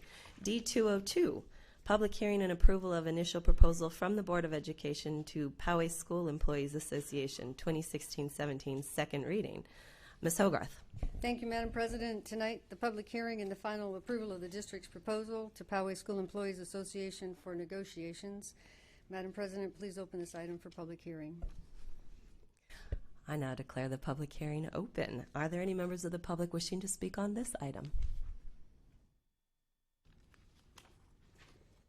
All right, seeing none, I will close the public hearing and ask for a motion. Move to approve. Second. Any discussion? All those in favor? Aye. Aye. Opposed? One abstention. Would you care to explain your abstention, Mr. Sellers? My wife is a member of PSCA, so I will abstain from voting on the offer to them. Okay, so that is one abstention by Mr. Sellers. I, Ms. Beatty, O'Connor, Ratcliffe, Patapow, and Zane. And no preferential vote on this one? All right. So this motion also passes. This item passes, excuse me. E203, approval of salary reallocation for Executive Assistant Confidential Series. Ms. Hogarth. Madam President, E203 was the item that was pulled. The Personnel Commission met yesterday evening, and Corey Amador, the Director of the Personnel Commission, has an update for the Board of Education. Ms. Corey, if you come up. Thank you.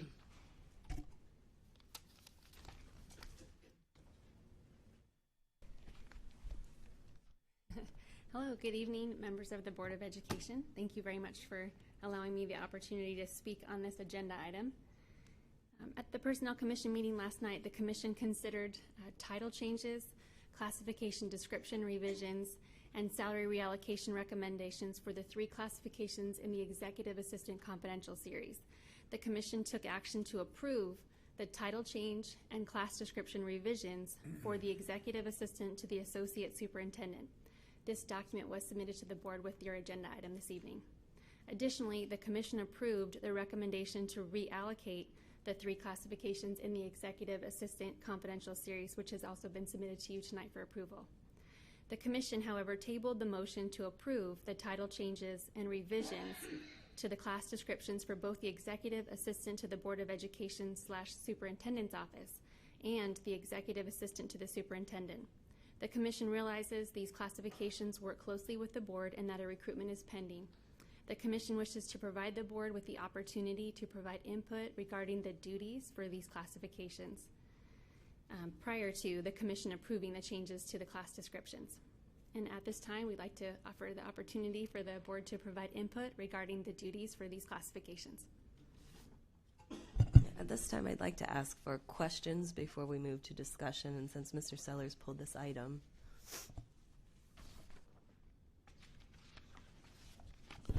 It's not so much a question as I felt that the addressing of the duties of the board assistant was particularly germane to the board. It's being retitled to Executive Assistant to the Superintendent 1, and the description is that Executive Assistant to the Superintendent 1 will support the Secretary to the board, and Executive Assistant to the Superintendent 2 supports the Superintendent, and Assistant 1 reports to both Assistant 2 and the Superintendent. And I wanted to question the board as to whether they felt this was appropriate, that the Superintendent have 2 assistants and the board has none, and that does the board want to in any way weigh in and participate in the description of the duties and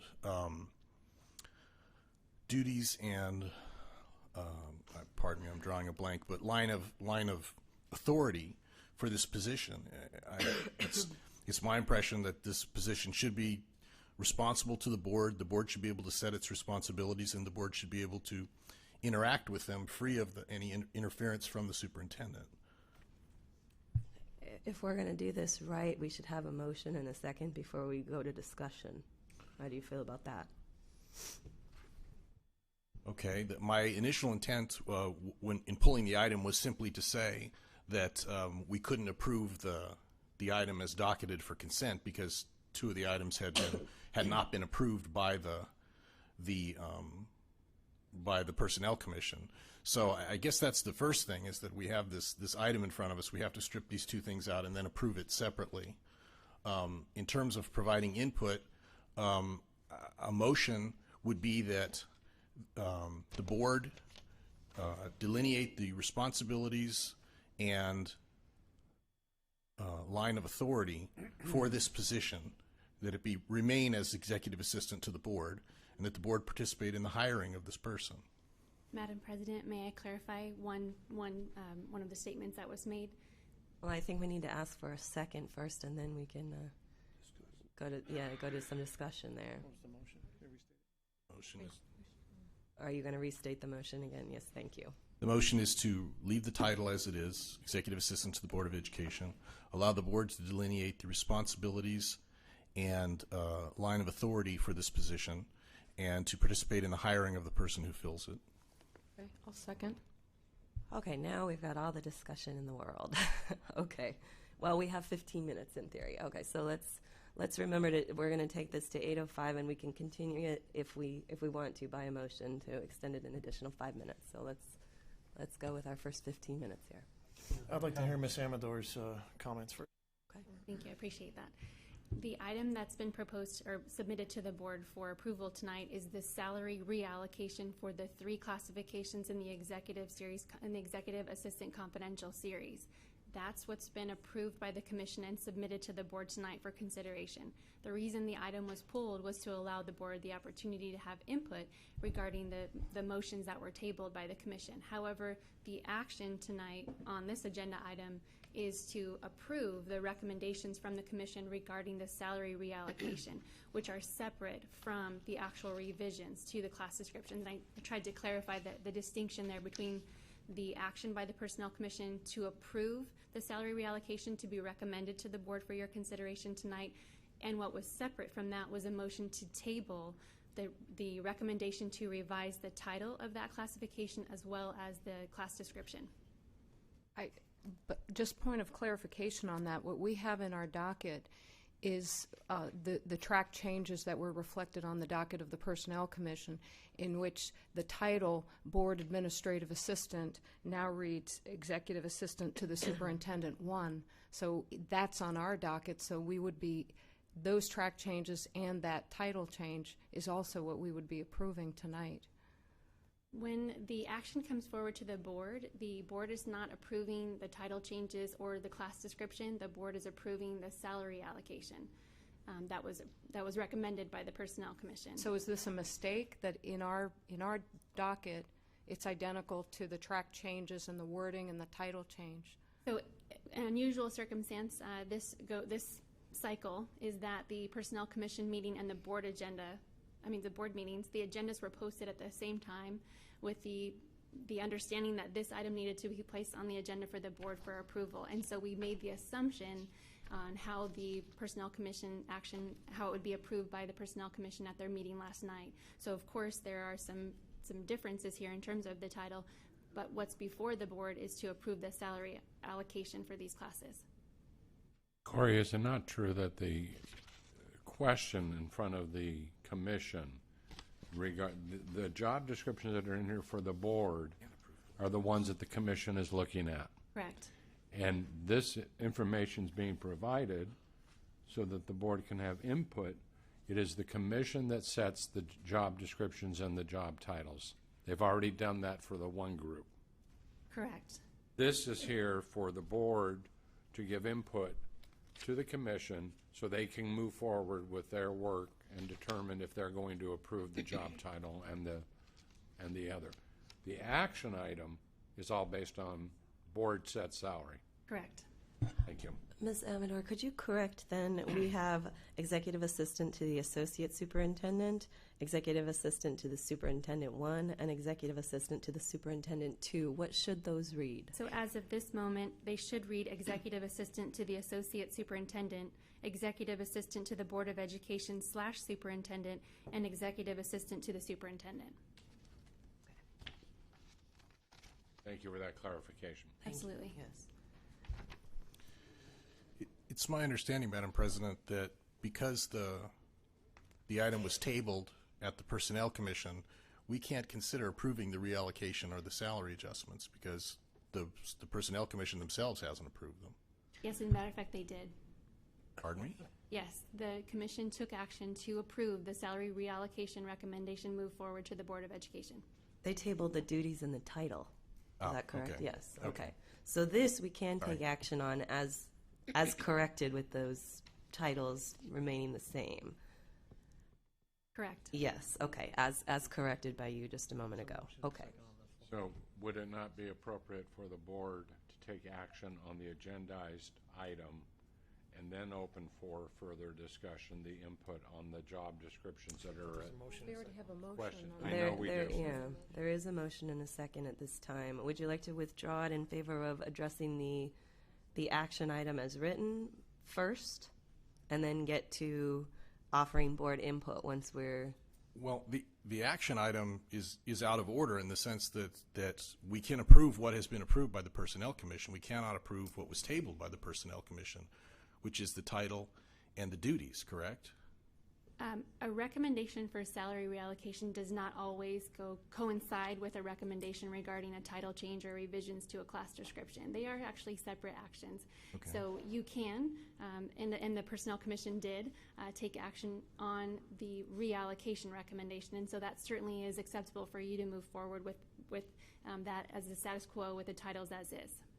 Okay, and I'm okay with that. I'm okay with approving the submissions that have been put forward for the two positions, executive assistant and 2 in total, and the one for executive assistant 1 only. It's just the salary that we're approving, the salary adjustment. We're not approving. We're really only approving the salary adjustment for all 3 of them. Right. That's all this item is if you read the language there.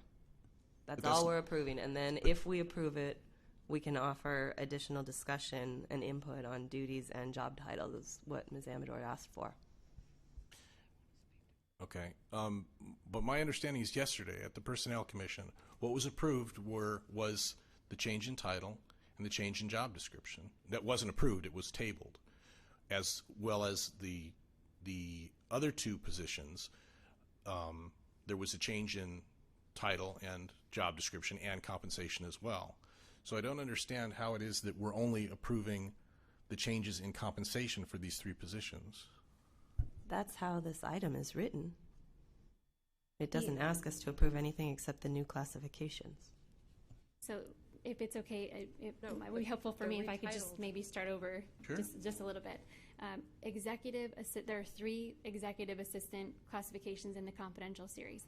The executive assistant to the associate superintendent was previously titled executive assistant confidential. That classification title and class description and the reallocation recommendation were all approved by the Personnel Commission. Executive Assistant to the Board of Education / Superintendent's Office and Executive Assistant to the Superintendent, the title change and the revisions to the class descriptions were tabled, but the Commission took action in a separate motion to approve the salary reallocation to move forward for your approval for all 3 of those classifications. And that's what's before you today. And so to reiterate, the salary allocation is not directly tied necessarily to a class description revision. So the changes can be made to a class description that may be more housekeeping in nature, certainly don't always necessarily provide justification for a salary reallocation. Instead, the compensation study that was conducted provided the data in support of the salary reallocation recommendation. So separate motions by the Commission.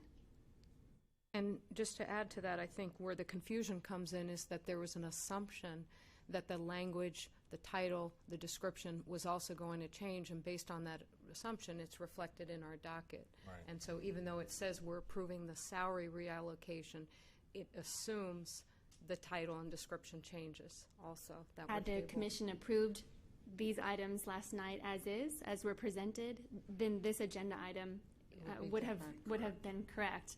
And again, it's just because of the nature of posting agenda. We had to post Personnel Commission agenda and the board item at the same time. A question then, if the position were, as Mr. Sellers put forward, the board administrative assistant that reported to the board, would a different salary be allocated to that position than executive assistant to the superintendent one? No, as a matter of fact, there was insufficient data specifically for the executive assistant to the Board of Education / Superintendent's Office. And what I had to do was look at the data for executive assistant to the superintendent and executive assistant to the associate superintendent, use that external data to help me then with my internal alignment recommendations, which is what helped me to place the executive assistant to the Board of Education / Superintendent, because there was actually insufficient job descriptions within our comp districts for me to utilize to make a recommendation for a salary. So it was based on the internal alignment of the classification above and classification below. Are you interested, or would you like to withdraw your motion so we can address the one at issue here first? As long as I understand correctly that in approving this previous consent item, that we're neither approving the title change nor the duty change to that particular position. I'm fine with it. I think that's correct. I think we've asked that multiple ways and gotten the same answer every time. Go ahead. Okay. With the motion still on the table, and this goes to what you had mentioned about comp districts, because I took it upon myself to do some research with regard to other districts. I Googled top 20. We have almost 1,000 districts in this state, and we're number 21. So I looked within that range, and for example, Fremont Unified, they have 34,200 students, and they have titled Board Administrative Secretary. And then Moreno Valley Unified, 34,170 students. Diane Hellerstedt, Administrative Assistant, is the contact person for the board.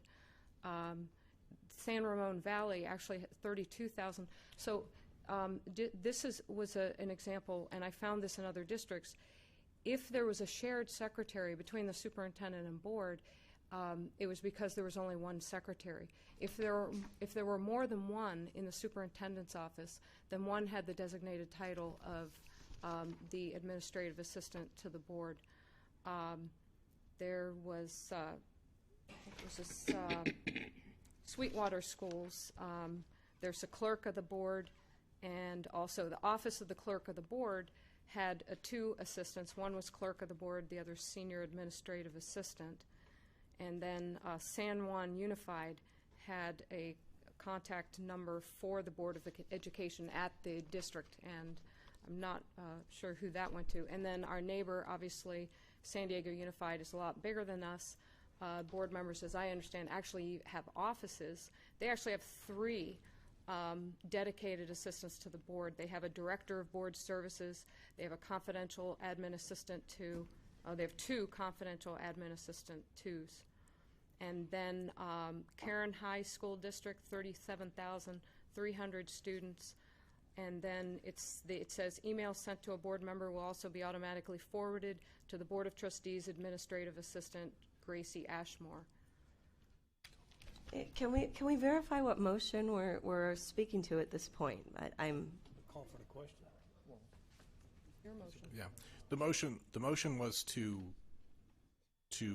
change the title and the duties and responsibilities in the line of authority for that position. Yeah, and I agree. I'm willing to withdraw the motion. Now being confident that we're not approving those 2 aspects of this, and the input that you requested is something that I think the board should give Ms. Amador. I don't know that we're prepared to give it to her now, and as Dr. Collins indicates, it's not agendized, but I do think that's something that the board needs to weigh in on. So I withdraw my motion.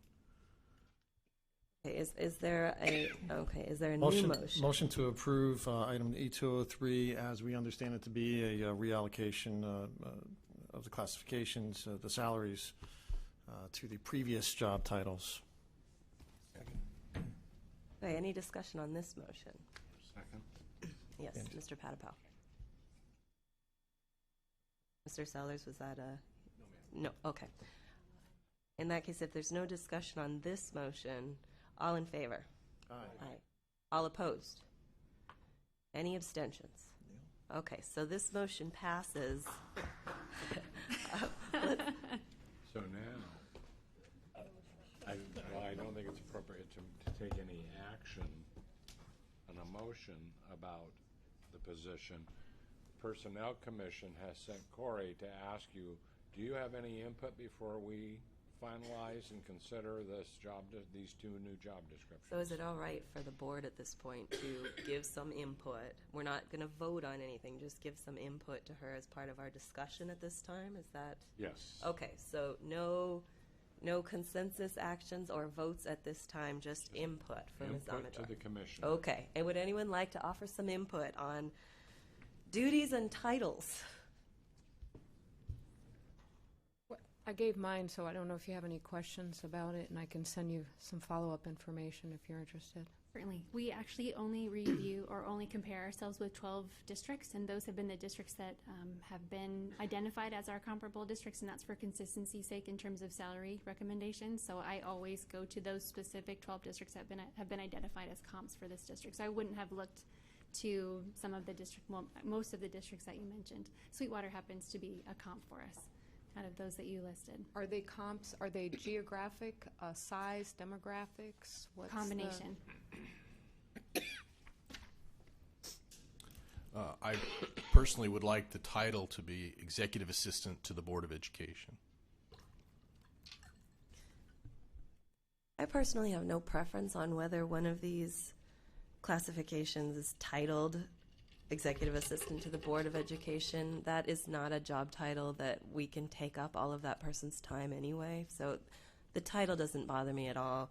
The duties are important, obviously. The title doesn't bother me in any way. You can call that person whatever you like, as long as we know that that's the person that we're going to work with in putting together agendas, etc.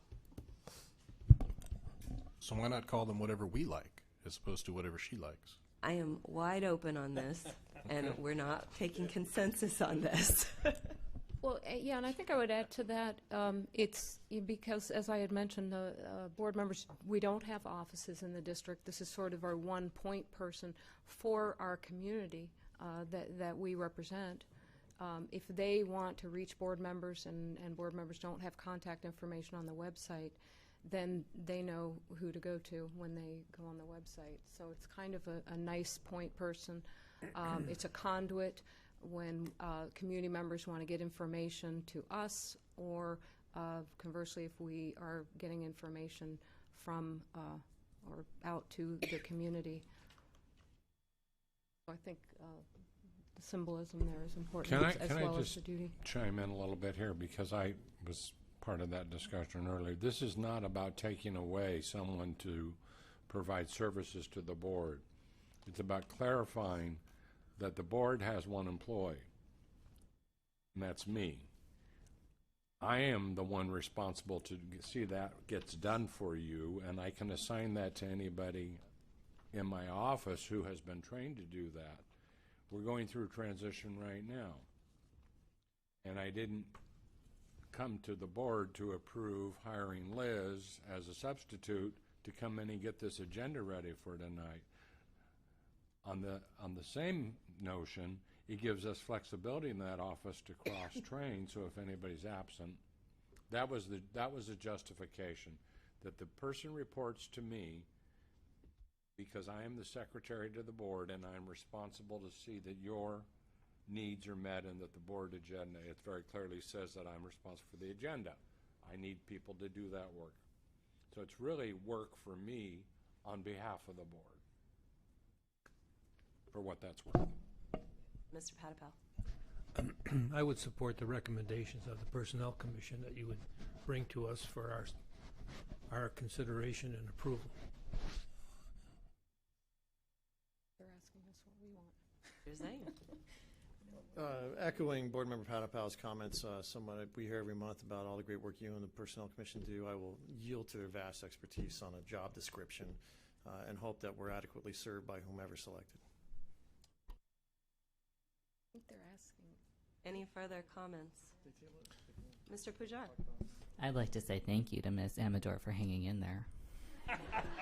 Boy. All right, we have reached our 15-minute limit. I'm willing to entertain a couple more comments here if you would like. Okay, Mr. Sellers. One other comment I have, and this is something that Ms. Amador and I have discussed, is that under the Ed Code, the Board of Education is actually permitted to hire its own assistant. And that person can work directly for the board, can be supervised by the board or the board president in the board's stead. It's not out of the realm of possibility. There are certain strictures that would have to be abided by, and Ms. Amador is an expert in what those are. But that can be done. So it's not a fait accompli that the person we hire to support us works for the superintendent. Okay, thank you very much for your time on that one. I would like to call a brief break. Can we really, truly be back in 5 minutes, please? All right, brief recess. Thank you.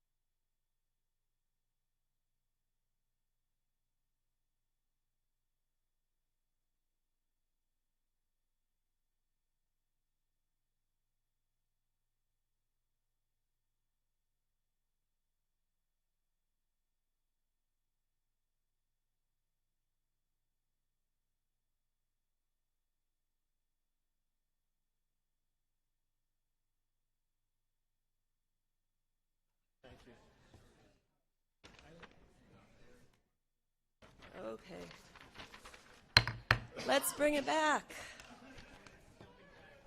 All right, it was more like 8 minutes, but we were close. Good job, guys.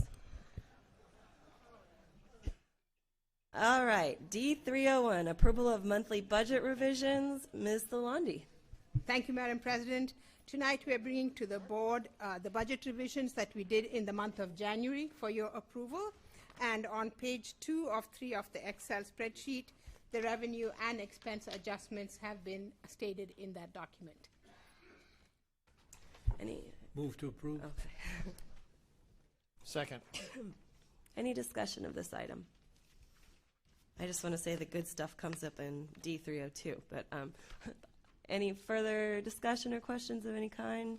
All in favor? Aye. Opposed? Any abstentions? All right, that passes unanimously. D302, approval and certification of second interim financial report and approval of resolution number 33, 2016, entitled Authorization to Revise the 2015-16 Budget as reflected in the second interim financial report. That rolls off the tongue. Ms. Lalonde. Thank you, Madam President. I would like to start by recognizing and thanking Joy Romero, Director of Finance, for her work in this project. It is quite a difficult report to do, especially with the new software system that we are handling, but Joy did it in time. This report is required by AB 1200 that the district report to the board where we are as of January 31st, 2016, as far as expenditures and the projected budget. And we have done that, and we are certifying that we are in a positive condition as far as the budget is concerned. Are there any questions from the board?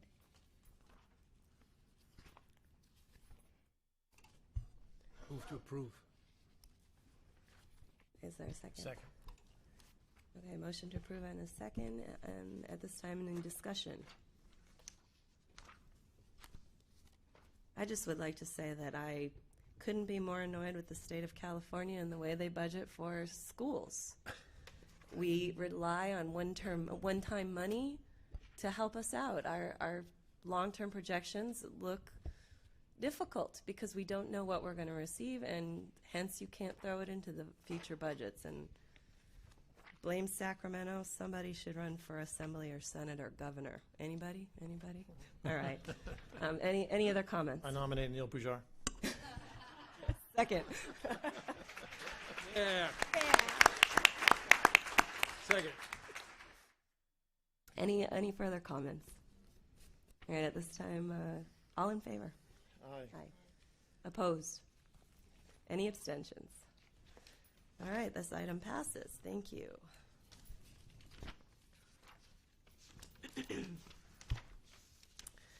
D303, public hearing and approval of resolution number 31, 2016, entitled Approval of an Increase in Fees on Development Projects Pursuant to Government Code Section 65995 and 66001 and California Education Code Section 17620. Ms. Lalonde. Thank you, Madam President. This is an authorization requesting an increase in the amount of developer fee we charge.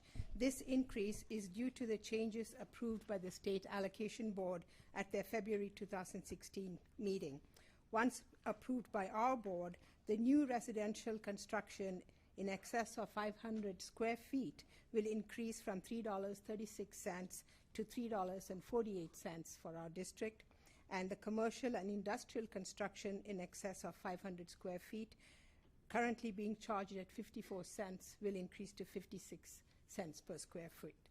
Madam President, this is a public hearing item, so I would like to request you to please open it up.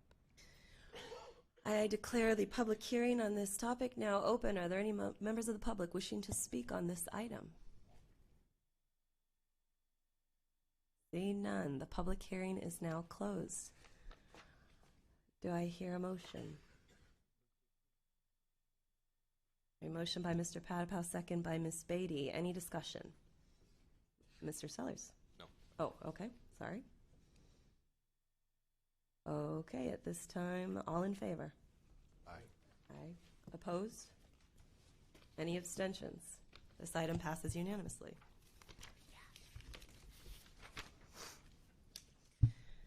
E304, pulled by Ms. Beatty. Approval ratification of contractual services report number 08-2016.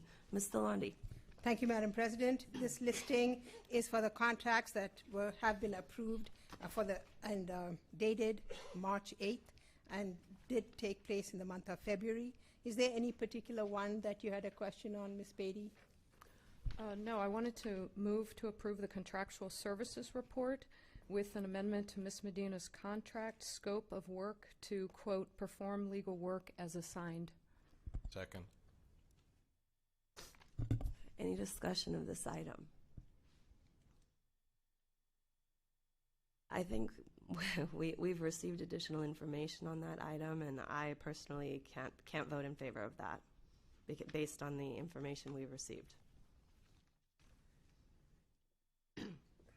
Any further discussion? I believe this reflects what the board originally approved with this particular contract, and this is just reconciling the contract with what the board approved at the December board meeting.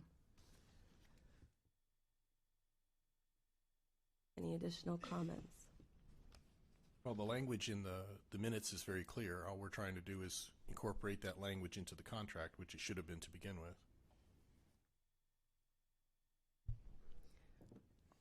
The advice that we've received offline doesn't bother you, either of you. You're not concerned that we need to do this in a different way? The advice came from a source that had a gross conflict of interest. Any further comments on this item? Mr. Zane. I think that it potentially is out of order to try and amend it as part of an adoption or approval ratification of contractual services report, but if we got to continue a conversation and get an opinion from elsewhere as how best to change it moving forward, I'm open to that, but as the motion was stated and seconded, I can't support it. I think there's a reference to Education Code 35204. The governing board of any school district may contract for the services of an attorney in private practice as an employee or independent contractor, or utilize an administrative advisor for whatever purpose the governing board deems appropriate. And compensation of this attorney pursuant to contract shall be a proper use of school district funds. For purposes of this section, an attorney in private practice includes a sole practitioner, partnership, or professional corporation. That is true, and it is for any purpose the board determines. And in the contract provided by this attorney that was signed by her and the president, it limited the scope of that work. The issue here is not whether or not the board can hire an attorney, it's whether the board has the authority, now that a contract has been signed, to change the scope of that contract without going through that same process. There were 4 other people interviewed that night, and that was the argument.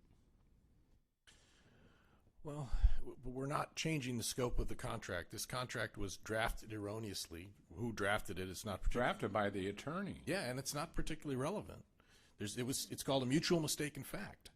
And the authorization that the board provided for the contract scope is what's binding under the law, and that was never entered into the contract. And all we're asking is that the board's will be carried out and it be placed into the contract.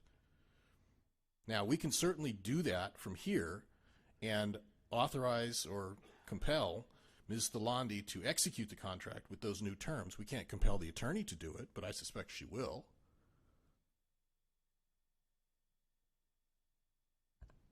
I'm confused by your statement, but any further discussion on this item? I'm going to leave this with, I don't think this is the appropriate way to do it. If we're going to do it, we need to figure out how to do it, but this isn't it. It was my understanding this was a directive that was given to you that was supposed to have been carried out, and it wasn't. So this is just another formal process to reflect what the board approved, the board's will at the December meeting, what the board actually approved on its docket. And that is to perform legal services as assigned, which is what we're approving tonight for that matter, as it states on the contractual services report. Okay, with that, I'd like to call the vote. Would you like to restate your motion, Mr. Sellers? It was your motion, actually. I'm sorry, Ms. Beatty. Okay, I move to approve the contractual services report with the amendment to Ms. Medina's contract to include the scope of work to perform legal, quote, to perform legal work as assigned. All right, all in favor? Aye. All opposed? Nay. Nay. Mr. Pujara, would you like to exercise a vote on this? No, thank you. All right, then that is in favor, Ms. Beatty and Mr. Sellers, opposed, Mr. Patapow, Mr. Zane, Ms. O'Connor-Ratcliffe. That amended motion fails. I have an amendment as well. I would like to move to approve this item, but I would like to pull, with the exception of the approval of the San Joaquin County Office of Education item. And I'm happy to explain that if I can get a second. I'll second what you explained there. My issue here is that we have a lot of, this board has a history of, the district has had a recent history of having a little bit of trouble with the IEP data programs, and this SACE program is the newest one that we have in place here. This is to continue it for next year, but we haven't yet received a report on how it's going. I asked Dr. Robertson for that, and she said that she would have one of her directors of special education put together a short report on the progress under this new program, and that it wouldn't be a detriment to the district to put this off and push it off till next month. I would like to wait for that report until we approve that item, but I'm willing to approve all the other items here.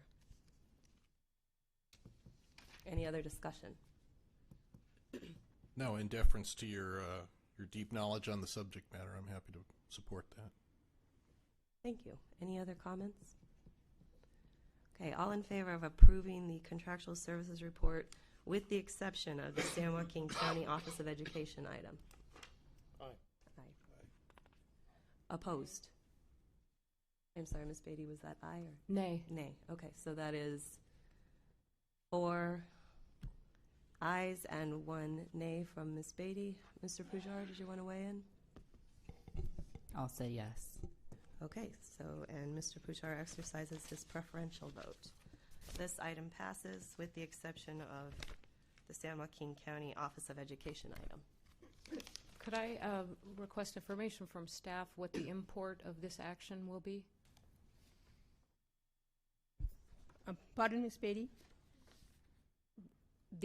Could you describe what the import is of not approving the contractual agreement with the San Joaquin, the CEASE program with San Joaquin? Yes, this is the IEP software, and it is okay to delay it by a month because we have to inform the vendor 90 days in advance of July 1. So if we bring the report back to the board on how our staff is satisfied with this program and then bring this contract for approval, it would be okay. There would be no problem with the vendor. Okay, and what did you say the deadline was? The deadline to inform contracts is July 1, but Okay. we like, in case we don't want to renew, we usually like to give our vendors a 90-day notice. But hearing what the special education department and the staff, they're very happy with this program. There were some glitches, as there are in software programs, but our special ed director, they have a very good trainer, an ISA, a senior ISA in their staff, and she's doing remarkable work with all the school sites. Thank you. E307, this was pulled by a member of the public as well. Award to contract for request for proposal. I'm sorry, did I miss one? Oh. Well, that's because I put it out of order. Thank you.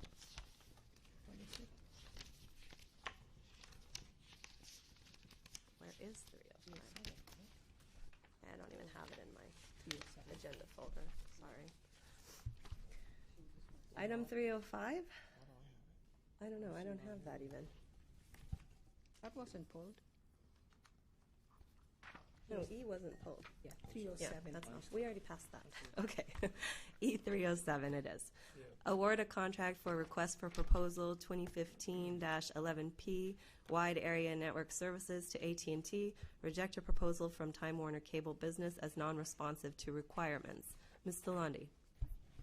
Thank you, Madam President. This is the item that we had brought as a general information item to the board in January, and then I had sent a video that was prepared by Dr. Newman and Don Kale as to why we needed this in our district. It is the network that is needed to increase bandwidth and network efficiency between the San Diego County Office of Education and our district, as well as to support to all the other departments and our 39 schools. Mr. A particular question? Yeah, which member of the public pulled this item? Do you have a speaker card on that? Alan? Oh, he's not here either. Okay, then any, can I have a motion to approve? I'm sorry, Motion this to is approve. pulled by a speaker? A member of the Are public. can you call one more time to make sure that person's not back? Green? Yeah, two different. Turn on your mic. Green? Okay, thank you. Okay, then I'll ask for a motion to approve. Motion to approve. Second. I'm sorry, was there a second? Thank you. Any discussion on this item? All in favor? Aye. Opposed? Any abstentions? Mr. Pujar. I would like to invoke my student preferential vote in favor of this motion. Motion passes unanimously, including Mr. Pujar's student preferential vote. Thank you. Item E310, pulled by Mr. Sellers. Proposed license agreement by and between Poway Unified School District and San Diego Gas and Electric pertaining to the interim use of surplus properties. Ms. Delandi. Thank you, Madam President. This is an authorization request to proceed with negotiating with San Diego Gas and Electric. They have asked if they may use two of our properties, one, the elementary school on 4G Road, as well as the middle school property, to stage and store their equipment while they do their work on increasing the transmission lines. Was there a particular question, Mr. Sellers? Yeah, well, I noticed that the fee seems to have already been negotiated. It's a $1 per acre per month. It's $1,000 Per acre. per acre that they are per year. It'll be like 10,000 per year. Yes. Right, $1,000 per acre per year. And so how many acres are we talking about here in each of the properties? The elementary school is about 10 acres, and in the middle school, we don't know how much of the land they would need. Okay. They're talking about huge equipment that they want to store, and rather than drive them back and forth, they would like to house them. Sure, it's common practice in the construction industry to use vacant land as a staging area. My biggest concern, I assume that you'll get us a good rate. My biggest concern is the length of the term. They want to lease it for 4.5 years, essentially, and that seems like a long time for them to want to use it as a staging area, because I've personally had other people within the district express interest in these two sites for community garden or various other things like that. And so I'm not opposed to making money on idle resources, but 4.5 years seems like a long time. Since we are still in the negotiating process, we could insert in the contract that the district may opt out at any time, and maybe year by year. We could do it that way. That would be cool. Yes. Yeah, thank you. That wasn't already in there? Normally we do, but this contract was prepared by them, so we could ask them to. So, Sandy, is that okay to suggest? But ask my boss.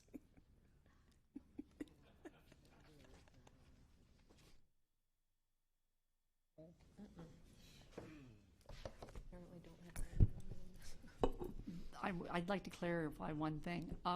in the summary, because we're just at the negotiation stages, they're looking at 2 possible sites. So it's using 1 site for part-time and 1 site. So it's probably 2 years for the northern site, 2 years for the southern site. I know on the PQ council, you know that they're looking at the transmission lines, and they haven't come to a definite conclusion yet, but they like to go out and select certain sites so that they can put their equipment on them. And they came to us about 6 months ago and asked for the Artesian Road site, which is the northern quadrant of the school district, for the 4G Road site, excuse me. And then when they do the PQ site, a possibility of a portion of the southern the southern middle school site, but it'll be at 2 different time frames.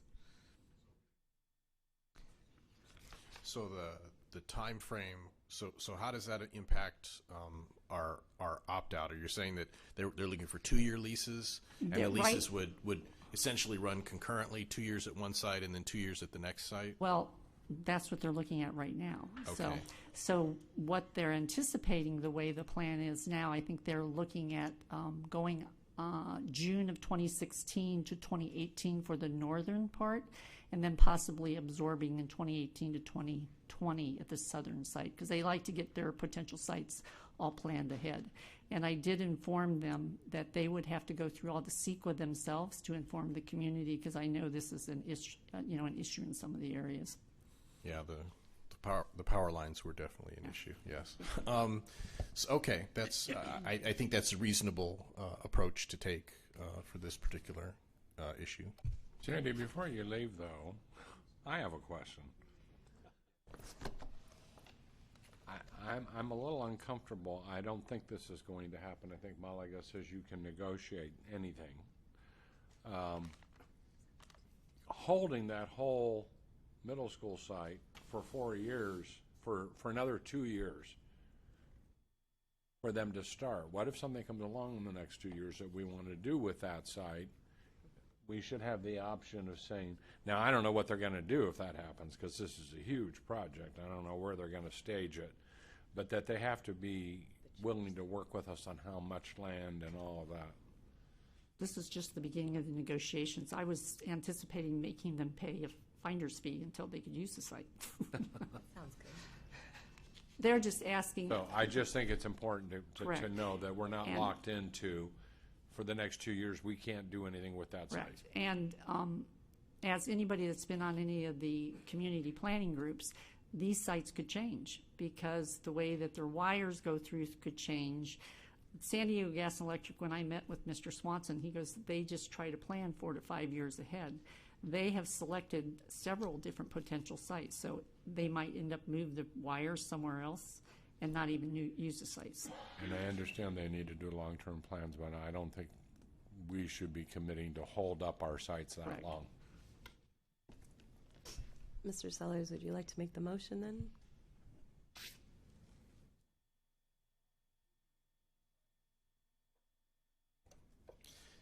I move that we approve this item. I trust that Ms. Thalandi will take our comments, and Ms. Burgoyne as well, will take our comments into consideration when they negotiate in their best efforts on our district's behalf. Yes, we will. Second. All right, on a motion by Mr. Sellers, second by Mr. Zane. All in favor? Aye. Opposed? Any abstentions? That motion passes unanimously, and I think I saw Mr. Pujar exercising a preferential vote there too. Okay. D501, public hearing and approval of resolution number 27, 2016, entitled Adoption of a Mitigated Negative Declaration for the Stone Ranch Elementary School Classroom Building Expansion.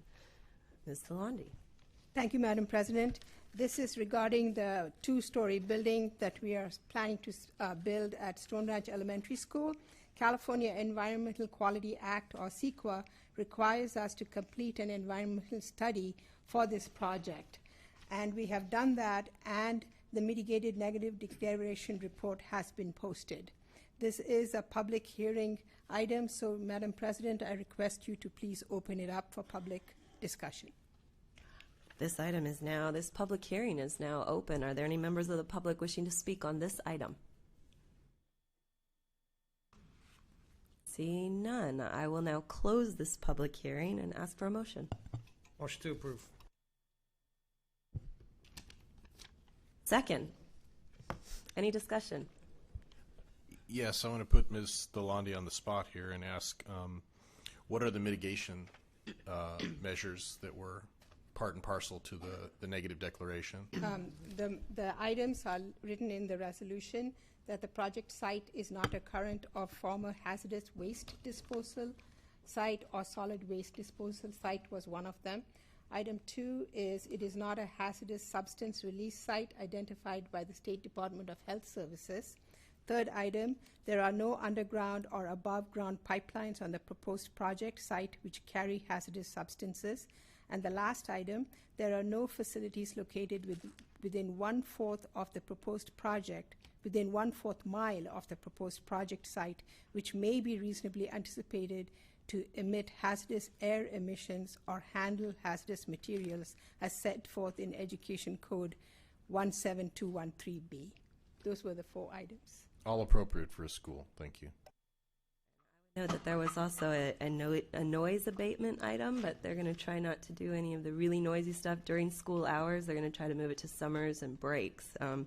I worked on CEQA legislation for about a year when I was a deputy legislative counsel in Sacramento, and I've actually done a lot of work around CEQA, but I've never seen a mitigated negative declaration before now, and there was that is quite impressive, and a heck of an appendix. Whoa. And one other, in addition to the noise, the traffic concern was also addressed. Yeah, and those were all written in there. So, is there a motion? I motion. Oh, yeah. You have a motion and a second? Okay. Any further discussion?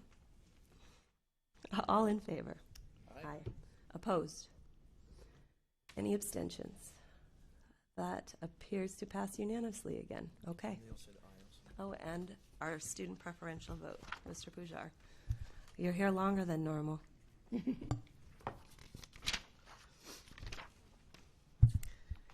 D502, approval of resolution number 29/2016 entitled Authorizing and Providing for the Issuance of Special Tax Bonds of Community Facilities District Number 15, Del Sur East for Improvement Area C, approving the form of bond indenture, bond purchase agreement, preliminary official statement, continuing disclosure agreement, and other documents, and authorizing certain actions in connection with the issuance of bonds. Ms. Delandi.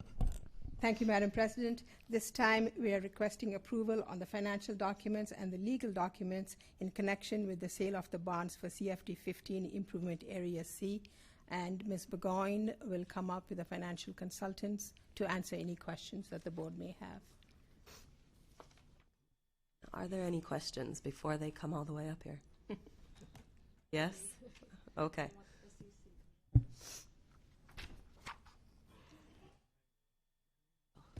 I'm going to sit in back. Mr. Diven from Best and Krieger, Miss O'Brien from Best and Krieger, and Jim Anderson from Anderson are going to present the legal documents to you.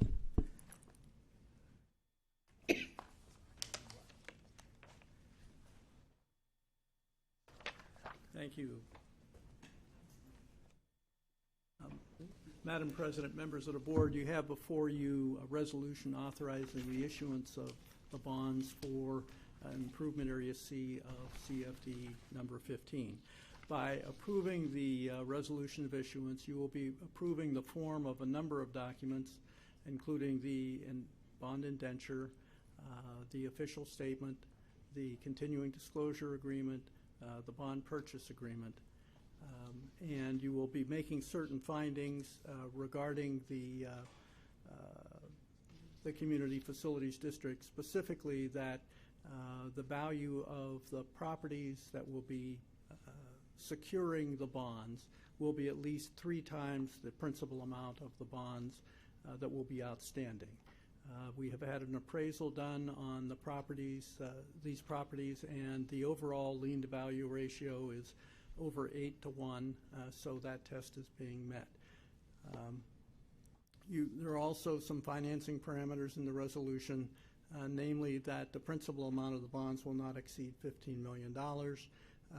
The underwriter's discount will not exceed 1.75%, I believe it is, and the true interest cost on the bonds will not exceed 5.5%. I'd be happy to answer any questions about the bond documents, and Mr. Anderson, I'm sure, would be happy to answer any questions regarding the preliminary official statement, the bond purchase agreement, or the continuing disclosure agreement. Any questions? I'll just make the comment, and I guess this is directed at Mr. Bauer. You can just, I don't think it requires an answer, but 1.75% is too high. We got to get that down for the underwriter's discount. Stone and Youngberg, now Stiefel, you know, they've enjoyed pretty much a sole source contract for 15 years. It's very high. I mean, I've looked at a lot of these documents for Melrose bond issuances in the last 3.5 years, and there's a lot of boilerplate language in there, a lot of cut and paste. So, and as far as the issuance, you know, we always like to brag about the viability of our bonds. So, I think, as we had stated previously, the 1.75 is a not to exceed amount. I do agree that we should be below that, and as far as any of the boilerplate type things or anything like that, the underwriter doesn't draft those types of things. So anything related to their fee, I think, should be independent. This is really about them selling your bonds at the lowest price possible, and us working to make sure they do it at the lowest price they can. Thanks. Sorry to disrupt the flow. So, and then the only other question I had was, I've asked the last couple of months when this was brought before the board, what exactly the money was going to. And the most detail I got was the Joint Community Facilities Agreement from 2006. And I noticed in the preliminary official statement, Mr. Anderson's letter used to come from McFarland Anderson, now it's from John Anderson. Emphasizes to the board our unique role to review these documents as required by the SEC. And thank you for that, for giving us a heads up on, they're very large documents, hundreds of pages, the preliminary official statement. And, you know, there are certain areas that you say pay particular attention to, and one is the sources and uses of funds. So I went to that page, and it referenced, well, there were two things. One, it referenced the Joint Facilities Agreement dated September 10, 2013. So that's a different one, I'm assuming, because the one that we were given was from 2006. And specifically, it says portions of the proceeds of the 2016 bonds will be used to pay an obligation owed to Black Mountain Ranch, LLC for infrastructure improvements. Pursuant to the Impact Mitigation Agreement and the Joint Community Facilities Agreement by among the School District, City of San Diego, Black Mountain Ranch, dated September 10, 2013. So I was curious what that document was. Ms. Beatty, I've been informed by Ms. Burgoyne that the document that you were provided with was the original, or there is an original JCFA between the city and the school district and the developer pertaining to all of the community facilities district, and the document you were provided with was a supplement to that that pertains to improvement area C.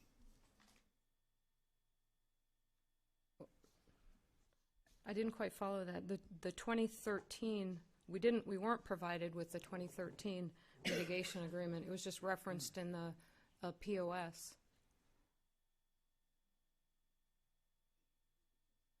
Yeah, it was approved, right. And she got a copy of it. Yeah, it was approved by the board in 2013. And I guess I mean, it goes to the sources and uses, and so when I asked about the use of the funds, I was given the 2006 document. So, so there's an updated agreement of the use, the permissible uses of the... For improvement area C, yes, there is. Sure. What you were given, Ms. Beatty, was a copy of the discrete components that was approved by the Joint Community Facilities Agreement between the school district, the developer, and the City of San Diego. The 2006 document is the original document with the original discrete components that the original agreement approved. Right. Every time we go and issue improvement area debt, that is still the same list of discrete components. They submit to the city the invoices. The city authorizes the reimbursement of those invoices. They give the district a letter authorizing us to to reimburse them for that amount. The responsibility in the JCFA to go through and approve the discrete components is the responsibility of the City of San Diego. The JCFA was provided to you and the board members at the 2013 board meeting. That was the amendment to the current issuance. The very first original, we do supplements to it. So the very first one that went to the City of San Diego was dated 2006 with this original list. The list has not changed. So the 2013 one's identical to this one? Yes. Okay, my only other question is then also with regard to the use of the $15 million, it says that the proceeds of the 2016 bonds will be used to finance the infrastructure improvements. And then they go on to delineate what infrastructure improvements entail. It was my understanding that we were reimbursing for previously constructed infrastructure improvements. So That's correct. Yes, all of the improvements have been completed. So is there an issue with the language? It says infrastructure improvements to be financed with proceeds of the 2016 bonds. And then it says they will be used to finance infrastructure improvements. So does that language need to be changed? No, that means the acquisition of the infrastructure improvements and not the actual construction of those improvements. The improvements were constructed from funds provided by the developer, and the school district will be reimbursing the developer for those expenditures. So it says infrastructure improvements include the acquisition, funding, design, construction, permitting, expansion. Yeah. We can adjust the language to clarify that the work is done That the work has already been done. Okay, thank you. Thank you. Do we have a motion to approve? Motion to approve. Second. And a second by Mr. Patapow. Any further discussion on this? All in favor? Aye. Aye. Opposed? Nay. Nay. Okay, that is then Patapow, Zane, O'Connor, Ratcliffe, aye. Beatty and Sellers, nay.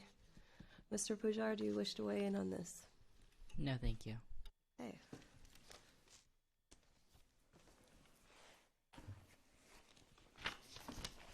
Thank you. He's saving his preferential vote for 503 because it's a lot more exciting. I hear there's a great PowerPoint coming up today. D503, approval of resolution number 30, 2016, entitled Appointing and Employing Certain Financial Consultants in Connection with the Sale of Various Poway Unified School District Special Tax Refunding Bonds. Ms. Lalonde. Thank you, Ms. Beatty. This is going to be a presentation on the possible refunding of 3 bond issuances. And looking at the presentation, the annual average savings, if the refunding goes through, is about $500,000 total per year. I will turn it over to Ms. Begoin and Mr. Adam Bauer, please, for the presentation. Thank you, Ms. Beatty. I'm going to go very quickly through this and then turn it over immediately to Adam. But what I would like to do is bring up the map of the school district. And we're going to show the elementary, middle, high schools and the K-8 school that are in the areas that we're talking about. One of the refundings is 6 independent CFDs. So I have a little bit of information, and I'll go through that very quickly. First, we have CFD number 2. That's Torrey Highlands. That's one of our first CFDs. It was formed in 1997. We started collecting taxes in 2001. We have about $10 million of outstanding debt. There still is some construction going on in that. We collected $1.6 million to pay special tax principal and interest this year. 631 parcels built out. Schools funded were Willow Grove, Sunset Hills, Black Mountain, Mount Carmel. There are 819 students in the CFD. They attend Monterey Ridge, Willow Grove, Oak Valley, Del Norte, and 15 other schools in the district. CFD number 4 is Black Mountain Ranch. Black Mountain Ranch, again, formed in 1997. First year we collected taxes with 2001. We have about $19 million in outstanding debt.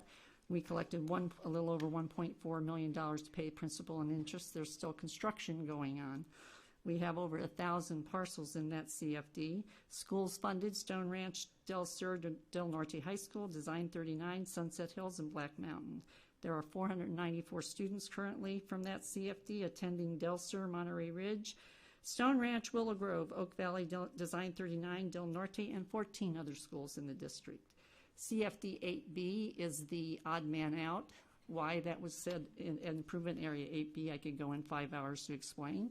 1998 formation, collecting taxes starting in 2003 with about $7.3 million in debt, in outstanding debt, over $560,000 collected in taxes for principal and interest. This portion is built out, 199 parcels. The schools funded: Willow Grove, Del Sur, Del Norte, Design 39, Sunset Hills, and Black Mountain. Currently 212 students attending: Monterey Ridge, Willow Grove, Oak Valley, Design 39, Del Norte, and 8 other schools in the district. CFD 9. Did I mess up here? I messed up. CFD 9 was formed in 1998, and it's up in the northern quadrant there. Started collecting taxes. This was one of our first CFDs in 2000. We have about a $1.7 million outstanding debt, and we collect a whole $160,000 from the 63 units there. Del Norte High School we use their funding. We have 50 students that go to Del Sur, Monterey Ridge, Stone Ranch, Oak Valley, and Del Norte, and 2 other schools in the district. CFD 10, we go back down to Torrey Highlands. 2001 formation, taxes collected starting in 2001, $38 million of outstanding debt. We collect about $2.7 million in special taxes. It is built out with 1,300 units. Schools funded were Willow Grove, Del Norte, Black Mountain, and Mount Carmel. Over 930 students attending: Del Sur, Monterey Ridge, Willow Grove, Design 39, and Del Norte High School. Last but not least, CFD number 12 was formed in 2002 with first year of collecting taxes in 2003. We have about $9.4 million in outstanding debt and collect over $800,000 a year. We are still building in CFD 12.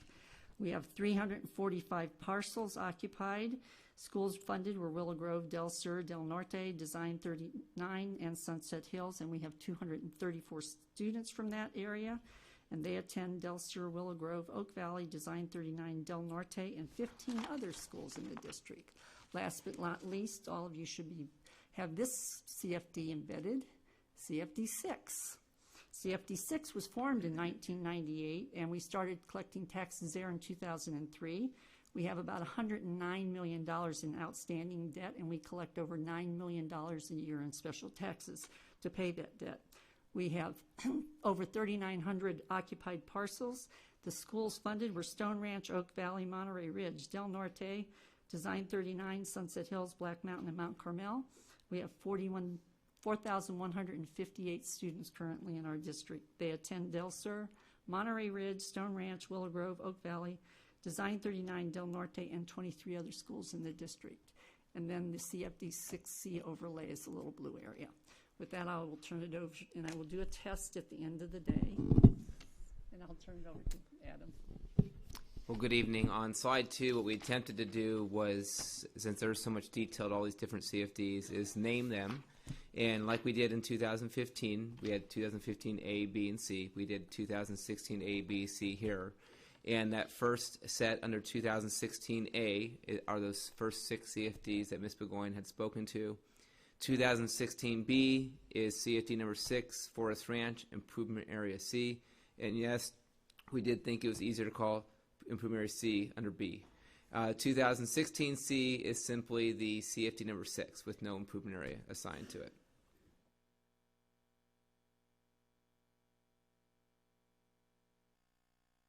This chart looks probably very familiar to you. You've seen it many, many times now with different CFDs. So we've tried to provide a consistent level of information to you on the different refunding CFDs. And one of the things I've told you I'd always point out to you is where the 10-year Treasury is traded at each one of these points in time, because that's a good benchmark for us all to look towards. We looked at this in January. The 10-year Treasury is at 2.0. We looked at it on February 29th. It's at 1.74. When I was preparing in the hallway this evening for this meeting, it was at 1.85. So it kind of tells you how that's been moving around. It's been pretty volatile for the 10-year Treasury. When we look at par amount, $60,690,000 is what we're looking at. When we look at final maturity, if you notice, that stays the same, not an extension. It's simply a refinancing. Something that might jump out at you is the escrow securities. In one, we have SLGS. In another one, we have OMS. SLGS is slugs. Those are government securities. And OMS is open market securities. Both these are insured by the federal government, and that's why when you escrow these, the bonds are still considered defeased or eliminated because they do have that government guarantee there. We also highlight the present value savings, and I think that's another number I've always told you to really focus on, and that is about $5.3 million with our current run. And then I'll drop all the way down, to that percentage net present value savings. When I've spoken in the past, I told you this is one way to compare to other CFDs and how the CFD transaction or refunding compares to those. We're at 5.34. This is another important number for you to think about because this also, you have a policy, and we want to make sure we're over that policy if we're looking at something like this. In this case, we are. So if we turn to the next page, sources and uses, we've broken that down a lot like we have in the past.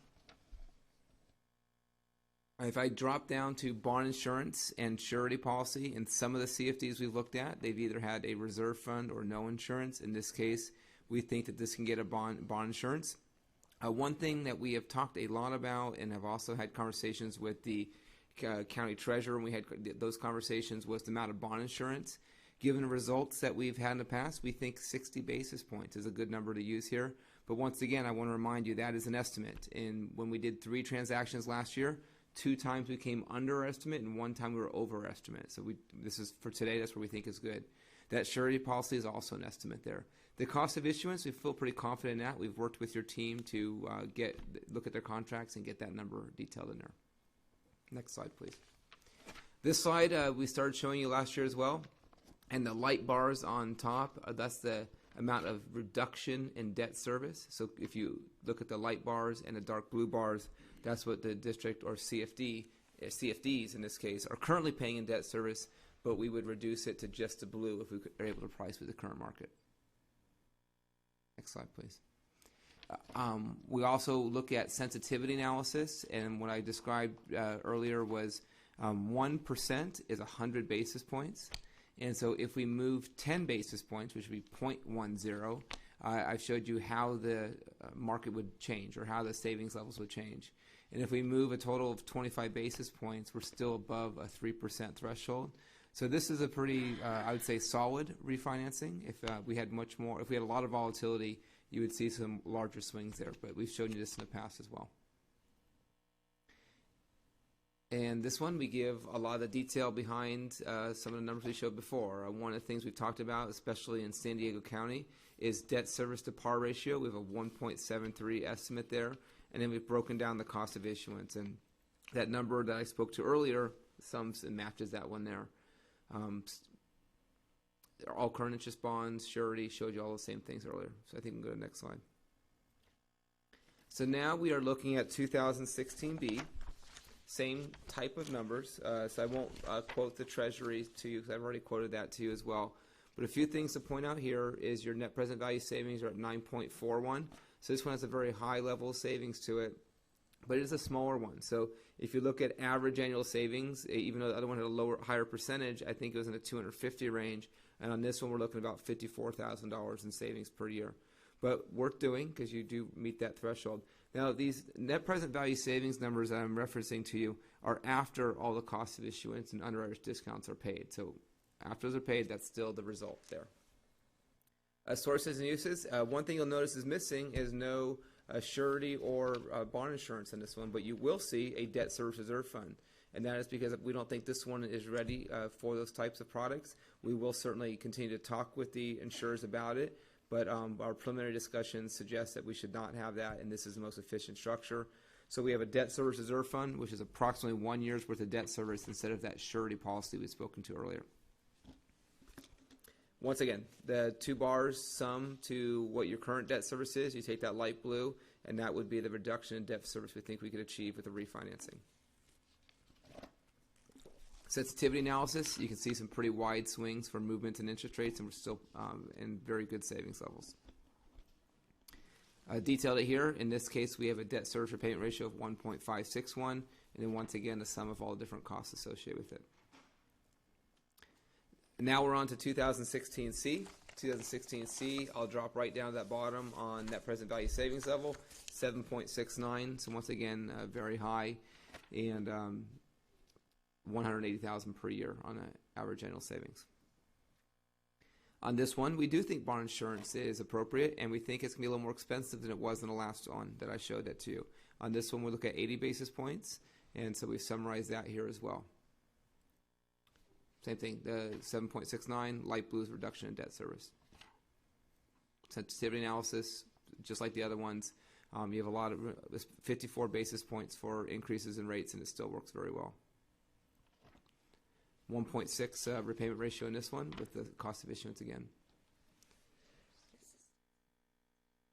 Now, Ms. Burgoyne and I were feeling very ambitious when we said April 5th for all three.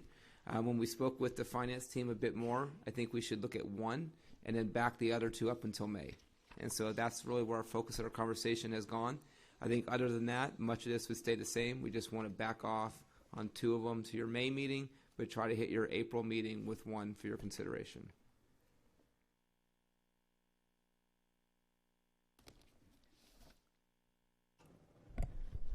Thank you for the presentation. I do have a question, and I apologize for not getting this to you early. The first and the third refundings are fairly large, the $10 million one in the middle, a little less, but are these large enough to employ one of those co-underwriters? Yes, it certainly could be, and we've spoken a bit about that. So historically, you have used Stone Burke, Stifel. We've talked a lot about that quite a bit. Stifel could do a great job on all three of these, and I would feel very confident going in the market with them. And as I've shared with you before, they have a significant market share in this area. But having said that, you have set up a pool. You set up two pools. You set up a senior manager pool and then a co-manager pool.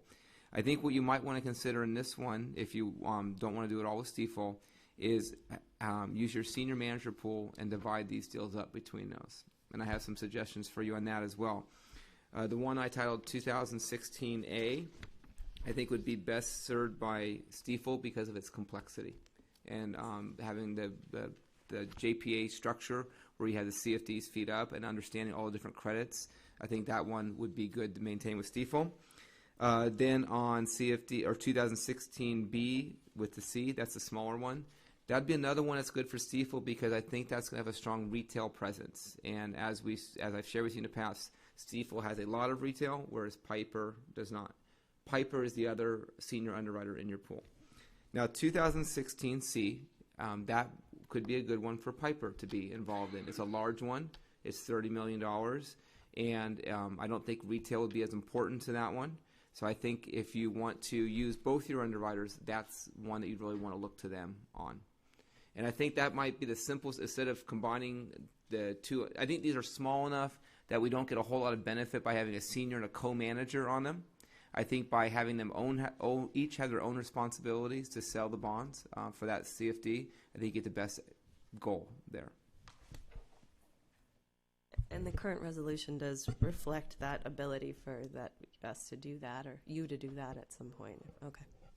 Did we include the junior underwriters? I thought that motion was killed to include the junior underwriter pool. Am I wrong about that? We have the junior underwriters as well. Yes. That is included. Yes. I guess, and it's not a bad idea. I just, one of the things that was conveyed by the the county tax assessor's office was that when you part of the purpose of creating these pools of underwriters is that they tend to come in and bring their own team. So you're infusing competition not just with regard to the underwriting, but with the other services as well, all of the banking and advisory services, everything that goes along with it. If an underwriter ever told us that they wanted to bring their own team to the table, I don't think that's one that you should work with. I think the underwriter needs to one, they represent their investors who they're buying the bonds and selling to, but they really need to be focused on your needs. And I would advise that you hire your team, like you've done. Well, yeah, I mean, I understand that. I mean, clearly, the underwriter's always going to have a responsibility to their investors. I mean, they wouldn't be bringing in, and I'll correct myself on that, they wouldn't be bringing in the financial advisor because there's an arm's length transaction there. So, yeah, I misspoke on the financial advisor, but the team, their own bank, say, if they used another bank besides Zion and maybe, disclosure counsel, bond counsel, that sort of thing. So I would encourage you to have your own disclosure counsel, not have the underwriter prepare those documents with their counsel. Bond counsel, I think, would always have to report to the school district or the CFD. I think one place where an underwriter does bring folks to the table is the bankers on the transaction, and they would have their own underwriters counsel, but there's no relationship to the district in that case. That underwriters counsel is representing them. I think one thing that you see a lot with large general obligation bond issues is where I think like Ms. Radcliffe had suggested initially, was they have their own group of different investors that they could market to. I think we're taking, with my suggestion that you do some with Stiefel and some with Piper, I think we're capturing that. I've looked at the 3 different deals, and I've said that the one was with the complexity and the amount of CFDs that Stiefel does, that they could probably be best served there, and they'd have your history. I think with the other one that was smaller, that one's going to have a retail presence to it, and Stiefel really is strong there. And then the other one at the BBB plus level rating with the $30 million one, I think Piper could do that one well. And so I've really tried to, I think I'm saying it in a different way than you, but I think I'm trying to accomplish the same goal as you. Can I ask, is there a threshold level where you would consider the co-underwriter idea to be better, or is it just the type of bond refinancing that we're looking at? Is it an amount or the type? And if we go back on your tapes, I've said if it's over $50 million, it's worth considering a co-manager on. And that there is some subjectiveness to that. I think that when I've looked at these deals, my recommendations to you are as I've described them, but I certainly think when you get to that 50 million range, you should consider dividing it up. But I do think we considered that, and my recommendation would be not to in this one. Thank you. Mr. Zane. I was going to make a motion to approve. Oh, okay. Motion to approve. Questions, should I just ask them after discussion? And I'll second that, so we'll open to discussion at this point then. Yeah. I did note our start time on this at 9:05, so we'll I go just a want little a point longer of order then. that's not been codified in our policy as far as these time limits, so I think that's, we shouldn't be imposing a law that hasn't been President's implemented. prerogative to try and move things along, but we can always add an additional 5 minutes by board consensus. So let's keep it going now. Ms. Beatty. So clearly, it's as you had stated, it's the right time to refinance. I'm curious though. One of the concerns is the obviously the transactional costs, the high. The cost of issuance, on one of them, it was, almost 2%. I think we went through the numbers pretty fast. Yes. So these transactional costs erode the savings from refinancing. I'm curious with each of these, how many times since their original issue we've refinanced.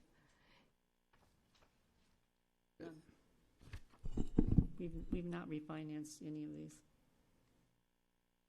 So for 2 and 10, they were different bond, I mean, because we've seen the CFDs before, so it was different dedicated funds? Correct.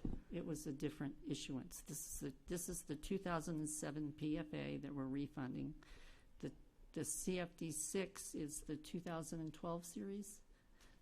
They're all different series. We've never refunded these before. So it's a different set of is this one of those, the primary and the secondary? Like, just say, for example, CFDs 2 and 10.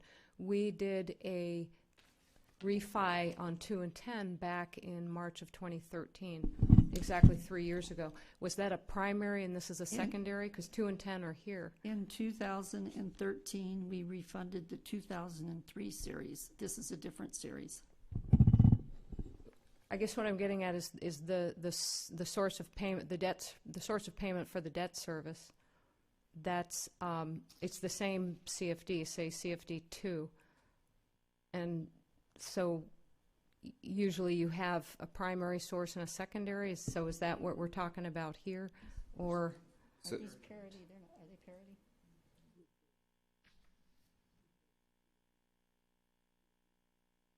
Parity. So I think the structure that you're describing is a senior subordinate structure, where some bonds get paid first, and when and if there's leftover revenue, it pays the second series of bonds. The structure of your CFDs for these have been on a parity structure, meaning there's no priority. They would both get paid. And if for some reason there was not enough money to pay for both, they would both get a pro rata share of that revenue. So there were multiple, like for CFD 10, there were multiple bond issuances then.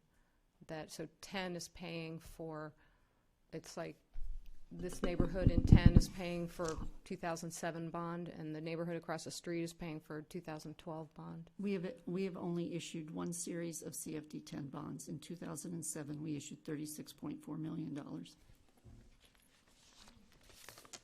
In March of 2013, we did the refi of the 2 and 10. CFD 2. Just 2? I believe it was 2, 3, 5, and 7. Okay, so here we've got 2 again. So 2 has 2 different bonds. But they're paid parity. They're paid equitably.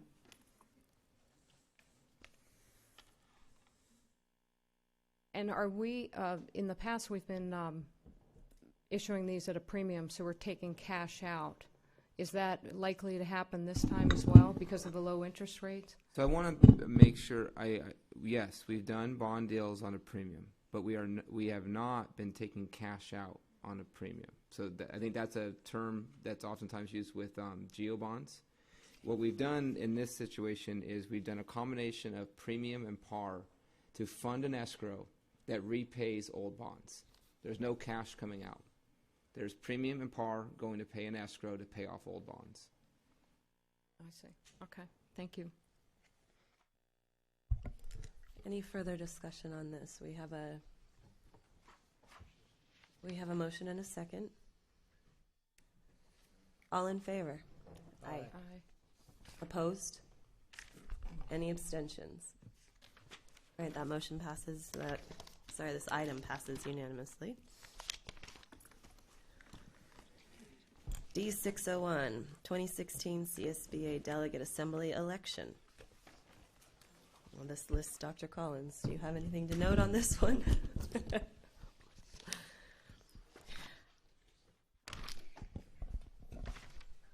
It is my understanding that if the board wishes to vote on any of these, it needs to be done tonight.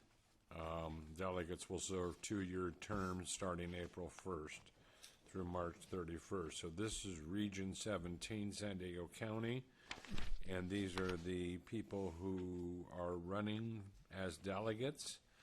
The asterisk next to the name would tell you that they are that they are an incumbent. So if the board wants to, if they know these people, if they feel they want to weigh in and vote on them, this would be the time to do that. Mr. Sellers.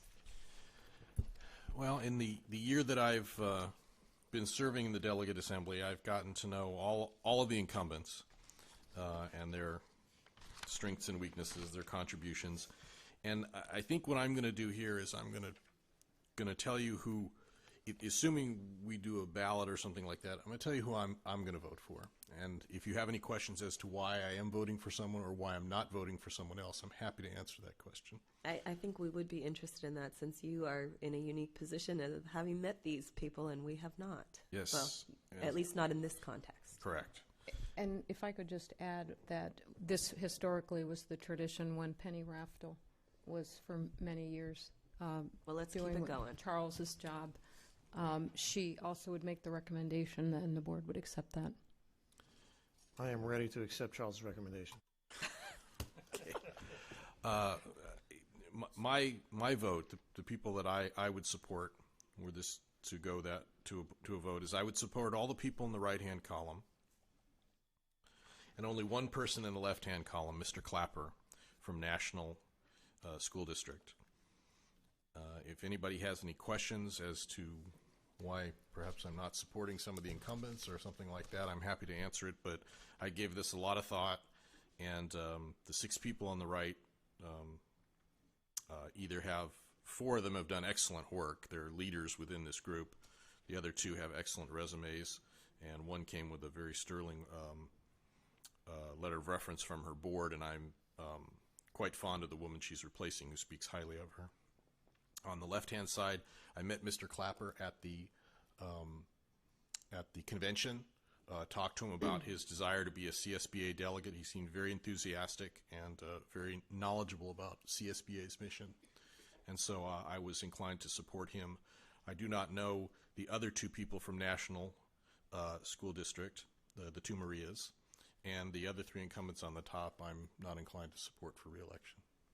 I guess I have one question there. Sure. You've chosen one person from each school district except for South Bay Union, since the incumbent is the only one there. Could you elaborate to some degree about why that incumbent shouldn't receive our recommendation? I wasn't particularly impressed with the work of Ms. Aguilar Avalos or Bejarano at the 2 meetings that I went to. To be honest with you, they sort of formed a little clique. Didn't say much, didn't do much, and like I said, my interactions with them weren't terribly. I wasn't terribly impressed, and so I'm inclined to give others who, particularly Mr. Clapper, who has expressed a strong desire to serve, an opportunity to do so. Okay, thank you. Well, if there's one thing we don't tolerate at Poway Unified, it's clicks. So I'm going to recommend that we adopt Mr. Seller's recommendations for CSBA delegates. Second. Okay, just to clarify that is Brian Clapper, Katie Dexter, Adrian Hakes, Yes. Elizabeth Jaca, Claudine Jones, Eduardo Reyes, and Deborah Shade. Any further discussion? Well, I'll just add, I had the pleasure of working with Claudine this past weekend up in Anaheim. We were at a small group table for our last CSBA Masters in Governance class, and she's terrific. Yeah, it's great. She's our ledge rep, and I don't know what we'd do without her, quite frankly. Okay, sounds like a slate. All in favor? Aye. Aye. Any opposed? All right, we have a unanimous 7 to recommend here.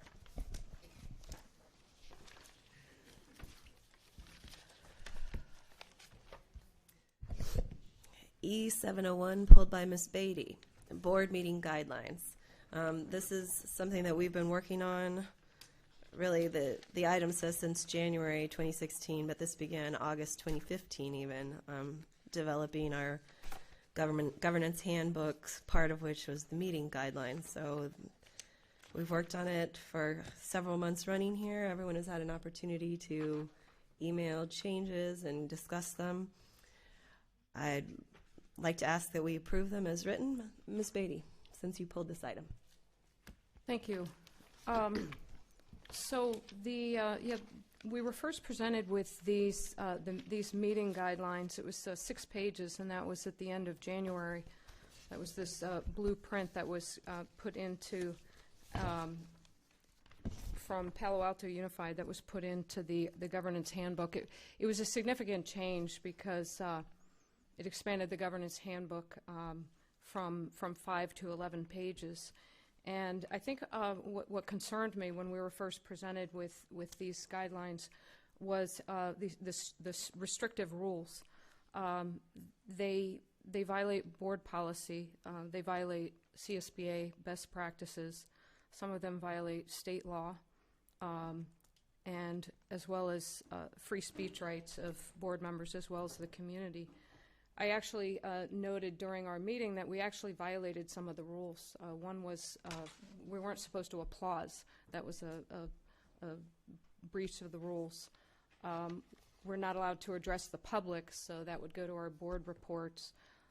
3 votes are required to put an item on the docket. That violates our current policies, which, by the way, our policies are like the law. It's the law for the school district, and we're the legislators. And then we violated the no expressions rule. So that was just kind of a couple of items to show, a couple of absurd examples, but it's to illustrate that these were quite restrictive. The rules were quite restrictive.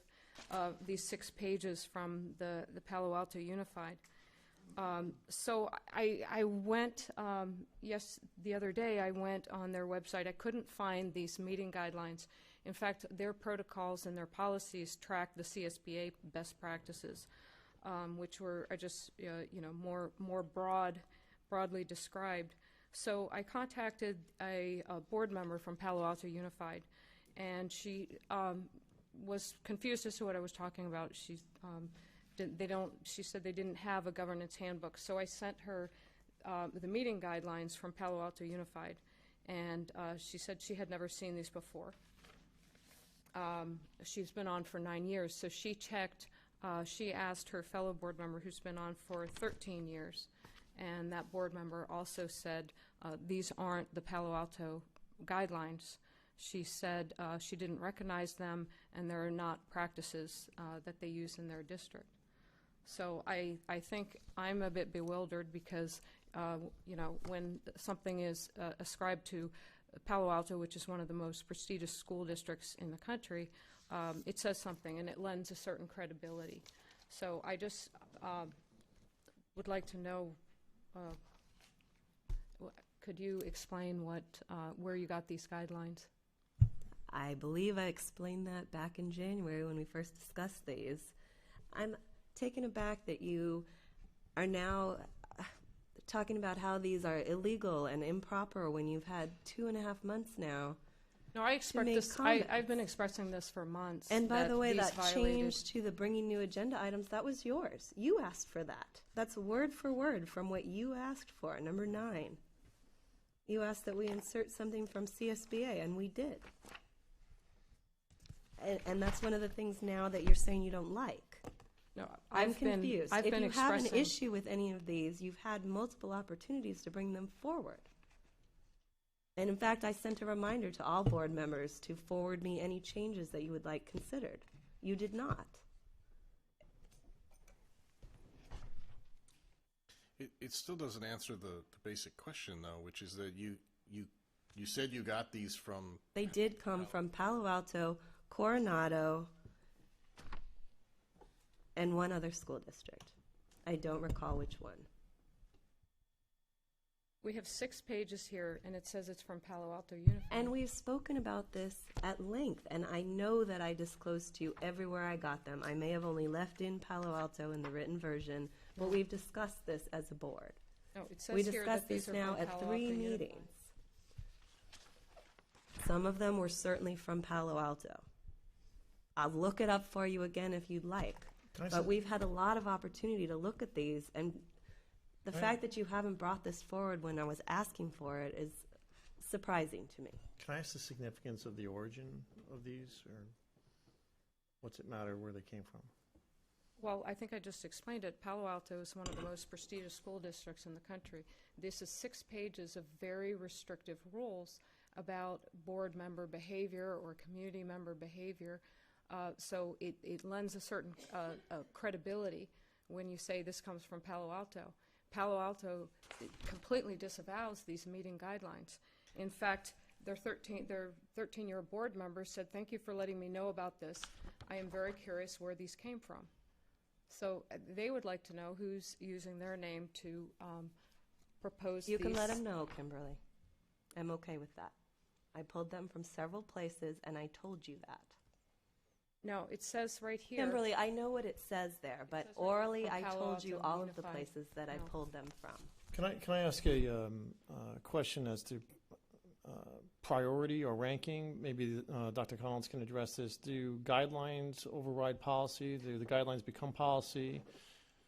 This is just a document to assist us with general ways of running a meeting. If the board adopts these guidelines, for example, we will go back and see that we will bring forward to the board some revised policies that reflect these guidelines if this is what you want. It would be up to the board to say this is important enough that we'd like to see these reflected in our policies. We know we have some areas of our policies that we've talked about several times that are unclear. Docketing items for the meeting. The board, president, the superintendent. If you want these in board policy, they could be adopted.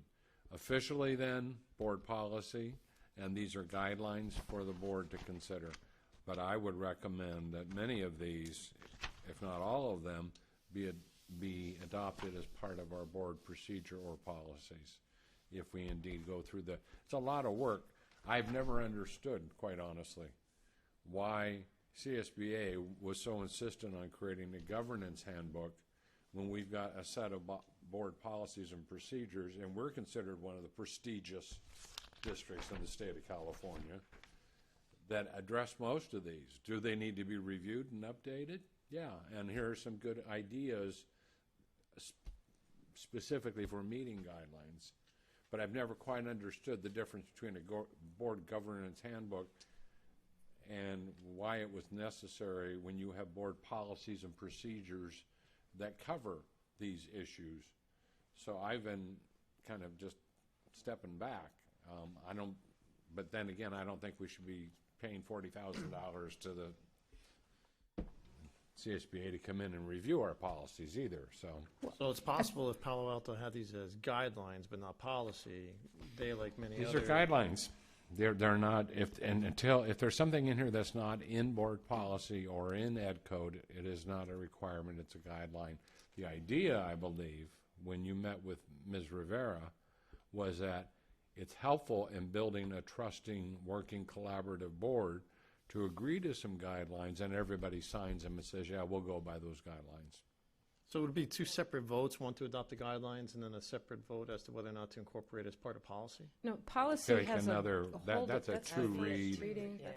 And I don't think it was 40,000. Are you referring to the CSBA workshop to overhaul the policy? That's, but yeah, I mean, that's, I think, Dr. Collins, you bring up some good points.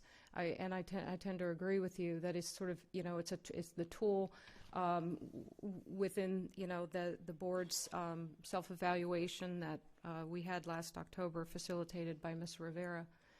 And I think it's also something to present to. It's kind of a nice nutshell to present to a new board member, but it's not supposed to be a cut and paste, list of rules. You shall do this, you shall not do that. It's a little more free flowing, and I think that's where we had this meeting guidelines, and it was 6 pages of these, do's and don'ts.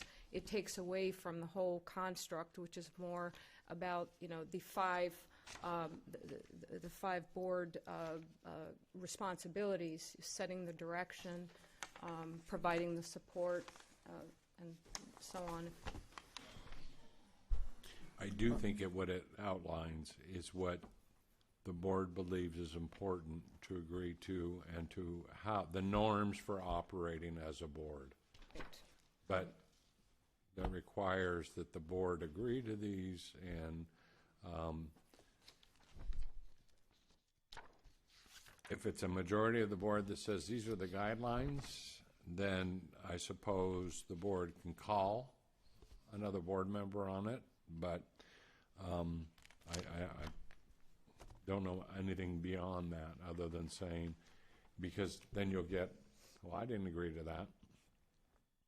The reason I have taken such a long time in allowing everyone to give as much input as they wanted is because I think it's important that all of us agree to this, and that it not be, just a majority vote. I would like this to be 5-0. If you don't agree with certain parts of it, I don't want you to bring it up now for the first time. I want you to tell me what you have a problem with so we can fix it, so we can change it. And I sympathize with your frustration. This process has been going on for a long, long time. Oh, from the very beginning, I thought these rules were inappropriate in here, and I think it's about developing the unity of purpose, the governance team norms, collective agreements, and the orientation of new board members. This is intended to do all of those things. This is just one small section, and I think it takes away from the purpose. And I had brought up in the past that a lot of these violate our current board policies. One example being our policies, they mirror the CSBA best practices for board agendas. Board members submitting something for the docket, and the board member submits that a certain number of days prior to the board meeting to the board president and the superintendent, and their review of it is to determine whether or not it's within the district business, and if so, where it will be placed on the docket.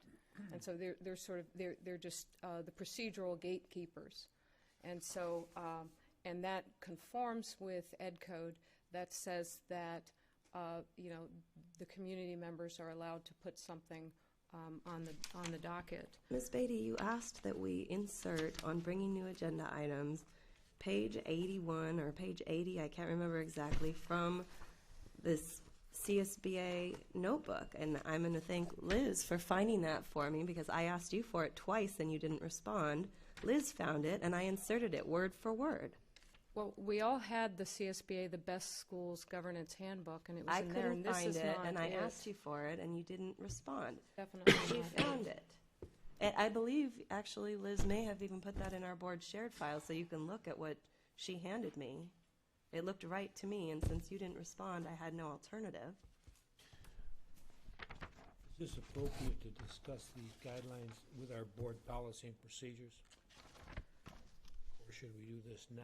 Well, and that's an idea to. And that's the comments I have, and the reason I don't support this is because I do believe the 3 board member requirement violates Ed Code, and I don't think that we should be putting anything in board policy prior to our go through of board policy that we're going to have this summer. That's the whole point to it.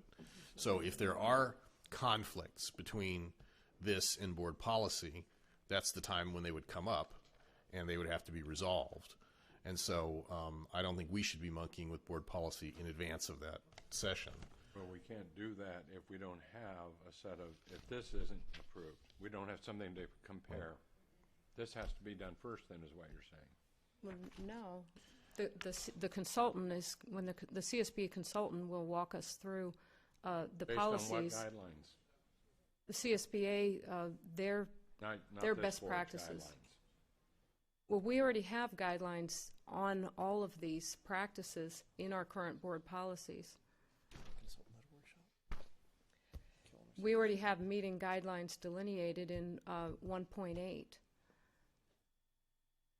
Based on my concern that I want all board members to be comfortable with this, and I can see now that at least 2 of you who didn't respond to any of my invitations to make changes are not going to vote in favor of this, I would like to move to table this item to continue. I'm sorry, there were multiple requests for changes.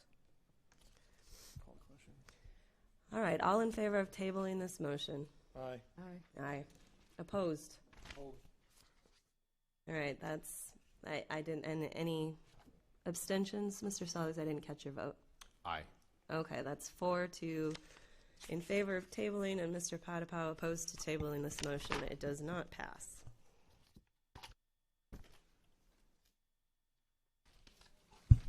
F111, proposed adoption of middle school supplemental mathematics textbook, first reading. Dr. Robertson. Thank you, Madam President. Tonight we bring forward as a first reading the proposed adoption of a middle school supplemental material for mathematics. which I believe is located right here on the table. And as this is a first reading, there's no board action necessary. Are there any questions, discussion? Thank you. Seeing none. F112, proposed revision to board policy section 3.15, independent study programs, first readings. Dr. Robertson. Madam President, tonight we bring forward for a first reading a change in the master agreement for the independent study program. It was initially written to review every semester, and Ed Code allows it to review it every year. So that's a change we're proposing. So the only change is on the second page? On the second page, 2 of 2, and we need to make that a smaller case, N. No. And because this is a first reading, no action required. Any comments, any discussion? F205, proposed revisions to board policy section 3.34, complaints concerning categorical aid programs and services and allegations of discrimination in all programs and services. First reading. Ms. Hogarth. Thank you, Madam President. Tonight, the first reading for proposed revisions to this board policy. The update includes updated programs for categorical protected classes and compliance officer contact information. And as a first reading, again, no action required. Any questions, any discussion? I would like to thank you for answering my questions ahead of time. You're welcome. I know I ask a lot of them, so thank you.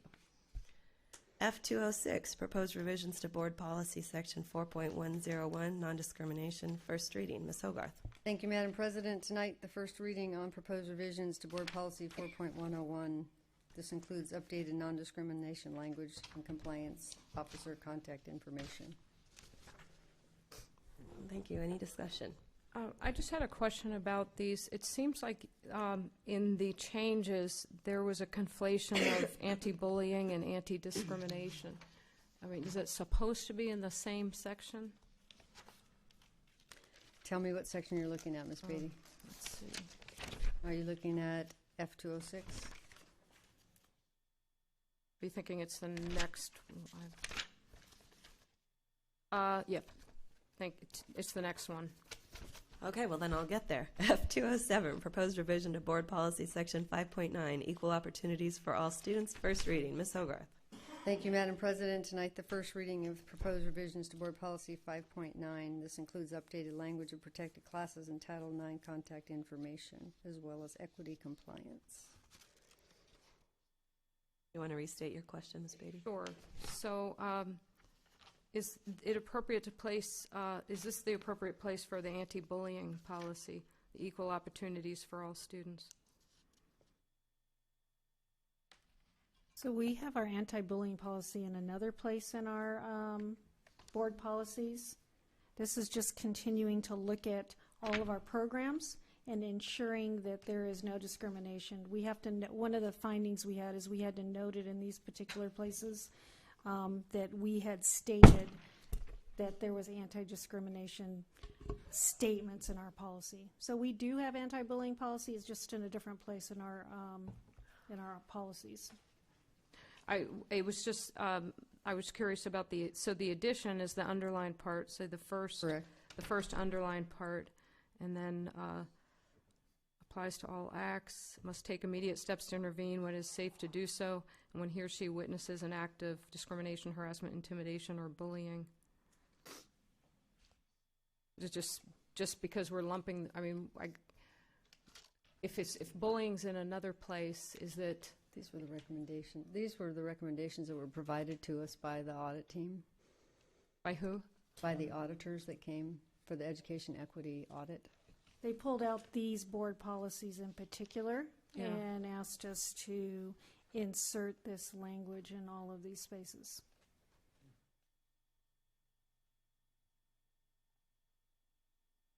Because it seems like, and it's just, a first impression that, equal opportunities is about the district providing opportunities and then preventing discrimination, harassment, bullying. It just seems like two different subject areas. I mean, it's kind of a semantics issue, but it's just... I'm happy to go back and review that Well, for what- and we could, we could also just keep referring to our board policies overhaul. We could just leave this as is and wait until then. I just, or We have some we should, timelines. maybe we check Gamut online, Yeah. the CSBA policies, and see how they're constructed. So part of our challenge is we have to submit to the state that this has gone through 2 readings. We already have to extend our timeline because we have 45 days to comply.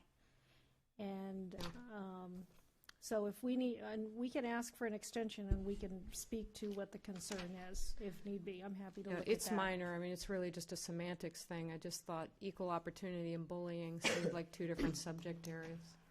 Yeah, I would not be You in know. favor of putting off the federal monitoring audit recommendations. So, yeah, I'm just, I don't know where, I don't know verbatim how we've addressed bullying other places, but I think the really important change here is that this applies to all acts related to school activity or school attendance within a school under the jurisdiction of the superintendent of the school district.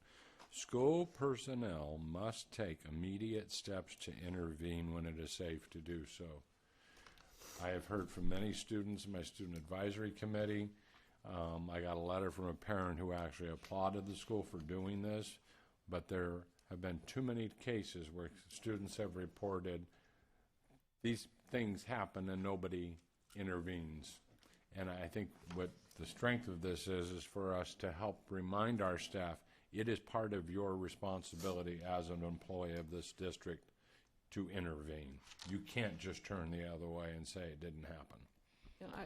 I completely agree. So I think just- that's good yeah. language. I that they've I added. agree. I just didn't know if the bullying section was the section to put that in, but it's, as I said, it's semantics, so just Okay, Yeah. leave thank it you. as is.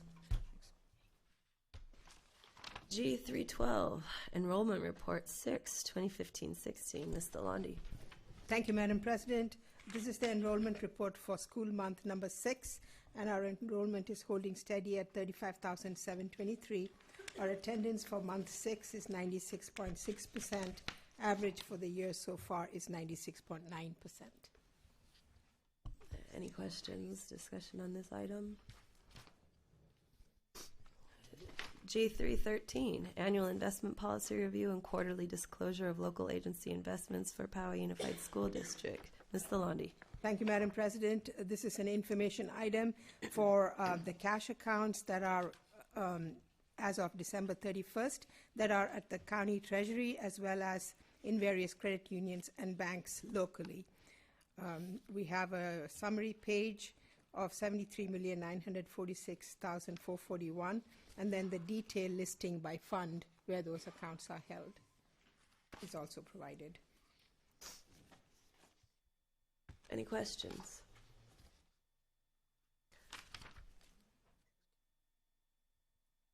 G504, Annual Investment Policy Review and Quarterly Disclosure of Local Agency Investments for Community Facilities Districts Numbers 1 through 16. Ms. Lalonde. Thank you, Madam President. This is the accounting of the cash held at Zion Bank for our CFDs and the improvement areas as of December 31, 2015. Any questions?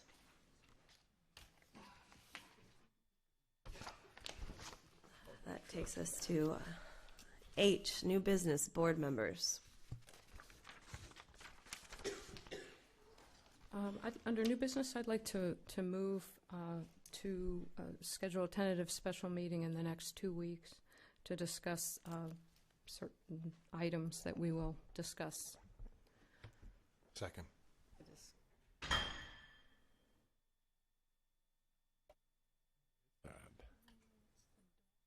Happened earlier, too. Okay, I guess that's a little vague for you to get any consensus from the rest of us, so. Discussion. Ask for discussion. Okay, discussion it is. There's a.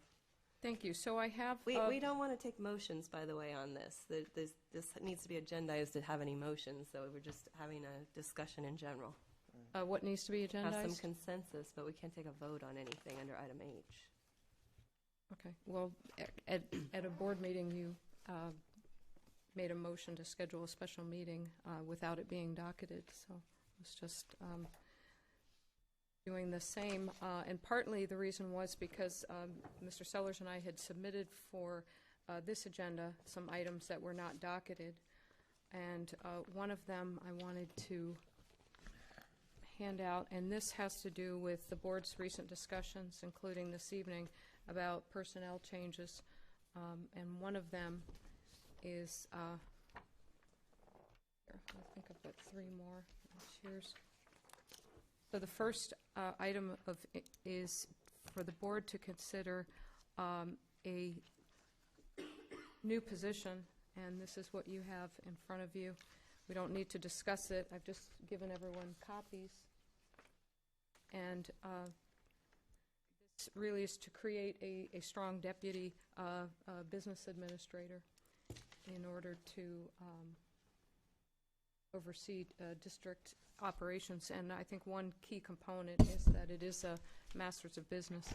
Anyway, this can't be discussed, obviously, because these aren't agendized, so I will move on to the second item, and that would be Mr. Sellers' motion earlier, unless you want to propose that one. No, go ahead. Mr. Sellers' motion earlier for the board to discuss hiring the board's administrative assistant and the qualities of that, the qualifications of that position. The third item that I had submitted was I had been informed by some members of ETAC that Mr. Zane's appointment to the Technology Advisory Committee, Mr. Himmelstein, hasn't been to a meeting since early last summer. So I would assume that means he's not interested in attending the committee, and I think we should talk about a replacement. I did discuss that. I did discuss that with Mr. Zane, as it was his appointee. And Mr. Zane, would you like to share your thoughts on that? Sure. Well, just briefly, I discussed it with him, and he had indicated that he had stopped attending because he saw it as a very disorganized group, that it was not the meetings are not very productive, and I had asked him if he would, after hearing, I'd heard secondhand that that group had gotten its act together, had started to coalesce around some objectives, if he would begin attending those meetings again, and he committed to me that he would be attending the next one and reassess whether or not to continue on. Any other board members have any items here? I have a few. Poway High's robotics teams asked for a board resolution about the importance of robotics, and the submitted language didn't fit into our existing policy and procedure on resolutions. That existing policy allows for recognition of individuals and organizations that contribute to our district, but not just recognizing the importance of a topic. So I've exchanged some emails with that student who requested the resolution, and he spoke tonight during public comment. I do think that with some small changes to the language of that resolution, to make it to recognize the contributions of robotics teams and coaches throughout our district, that we could agendize and consider that resolution for next month.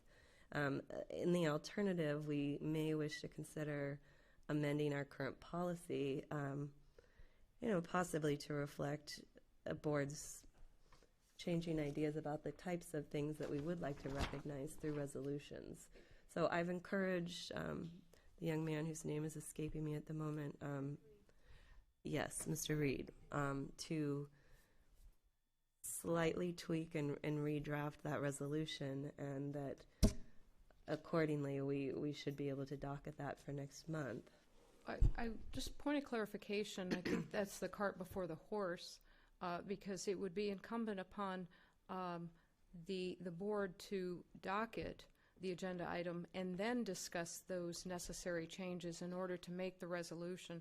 The community member would have the opportunity to speak, and then the board could give the community member instruction then, but it would be a board decision to discuss and then convey instructions, as opposed to just, one board member back and forth. And it goes to the education code that says members of the public can place matters directly related to school district business on the agenda. So I think we get it on the agenda, and then we say, okay, this doesn't comport with policy, let's make some changes As you here. stated earlier. And that's the first reading, and then, yes, go ahead. You stated earlier, our board policy says anybody can bring something to be and request to be put on the agenda, and then the board president and the superintendent discuss it and think, is this an appropriate topic, and Right. do we want to start this practice? And we did. We talked about it, and we Right. decided not to docket it. Well, but the decision is content neutral. The decision isn't, well, we don't like the subject matter. The decision is just, It wasn't it's the a subject two-step matter. process. It was the practice of writing resolutions It's clear to that we support. support robotics. Right. No, what I'm saying is the policy has a two-step process, and the first step is this within the business of the district? Yes or no? No, then we reject it. Yes, then it moves forward, and then the only other decision is where on the agenda, when and where on the agenda does it go? Is it an information item? Is it an action item? Do we put it on in February? Do we put it on in March? That's it. That's board policy as reflected by CSBA, best practices as reflected by the intent of the law. I respectfully disagree with your interpretation. Well, I have Ed Code, if anybody wants to look it up. I have the Ed Code. I've read it several times. 35145. I disagree with your interpretation. I have an additional interest. I've received more than one email this month regarding our, homework in general, several from students, in fact. There's anarchy going on, apparently. But I did look and see, and our PUSD board policy on homework is 11 years old. There's a lot of new research out on this, mostly calling for much, much less. I would personally like to see some sort of district committee formed, made up of teachers, parents, students, really from all levels, to look at the new research, talk about how we can update our policy to make it work for PUSD. Yeah, Andy. I can comment on that. And I remember going to a workshop, and the young lady that started our research and redid our homework policy is sitting right there. Oh. You want to respond And to I that? actually think you would still need to be involved if if another committee was formed. But it may be something we need to look at, because even our existing policy is not being enforced. So it needs another look. And I would like I would like to see that in the future. I don't know if the rest of the board members agree that we should look at that again. 11 years? 11 years. My God. We have revisited, we are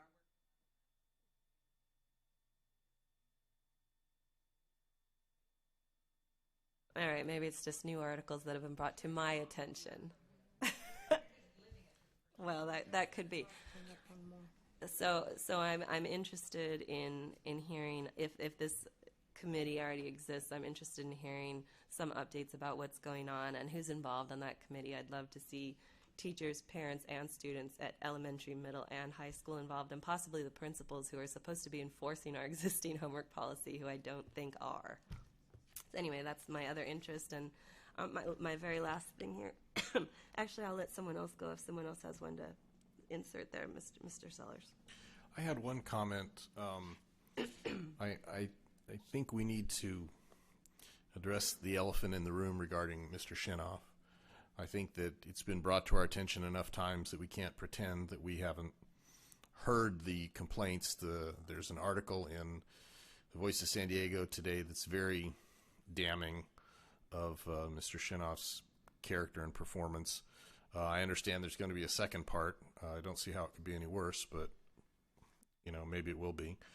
I think we need to discuss as a board, and I think we owe to the public a discussion of whether we want to continue associating with Mr. Shinoff and his firm.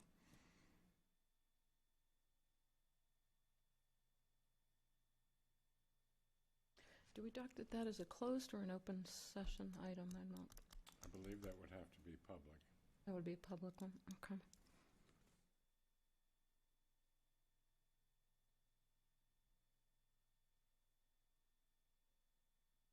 I have one more. Do you want to I have one more also. Okay. I just wanted to bring up, I've talked, I think 3 months, maybe, well, at least 3 months in a row now, about doing an interest-based problem-solving training for all of our bargaining units and our board members and the cabinet and superintendent. I'm thinking at this point, with things a little in flux, I'd like to put that off for a while until we hire Ms. Hogarth's replacement and await the outcome of a potential PSEA-SEIU merger. The training isn't free. It doesn't make a lot of sense to do it now and then have to do it again in a few months after that. So at this time, I kind of want to put that on hold for a little while. I mean, we weren't moving up forward on it yet anyway, but I'd like to officially say I don't think we should just yet. That's it for me then, Ms. Beatty. Okay, the very last one, and this was the other item I had requested docketed, and this was a follow-up. Thank you, Dr. Robertson, for your information about the school sports funding and sports transportation funding. And it was precipitated by some emails and notices that I had received where PUSD parents are being told many things about the funding of the sports and the sports transportation, one of which is, as a result of budget reductions at both the state and local levels, PUSD funding for athletic transportation has been eliminated. So I haven't, when we have had some revenue increases, when we've just given $12 million in raises to our various staff members, it doesn't seem right to tell our parent family that we're suffering budget reductions and they have to pay for the transportation. I did appreciate the numbers. One was the athletic line item is $28,000, I believe, for each school. The $20 transportation cost is per season. So it used to be $90, and then it went down to $20, but it's 90 times 1 or 20 times 3. I realized that many kids don't play 3 sports, so it is a reduction in costs. So then another notice that was given was that, and I think I had conveyed this information, was that the email had stated that the way transportation was being funded, that say a sports team would receive a bill for $4,400 from the district. So that appears to sort of create a blurred line between a voluntary payment and a required fee when, if the district is billing that sports program and then they have to go to the parents and ask for reimbursement via a voluntary fee. So I just found that also problematic.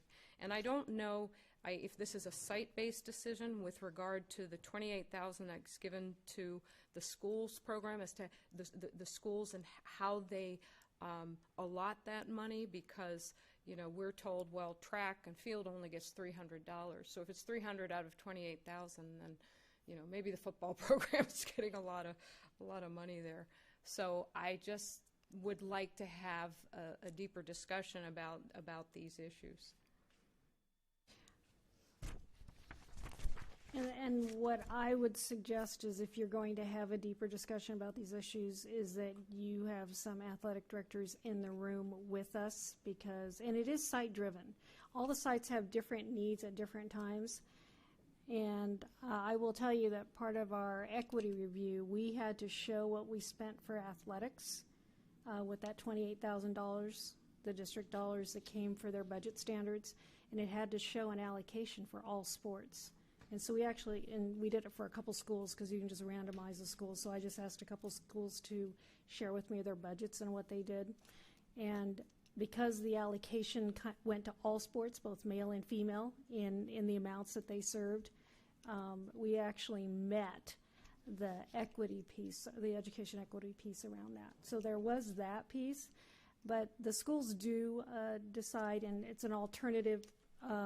You might do one sport this year, another sport another year. I don't know, $300 versus what helmets are for football. There's lots of things that they are required to do by CIF and safety that they actually do first and foremost with those dollars. So I don't mind having the conversation.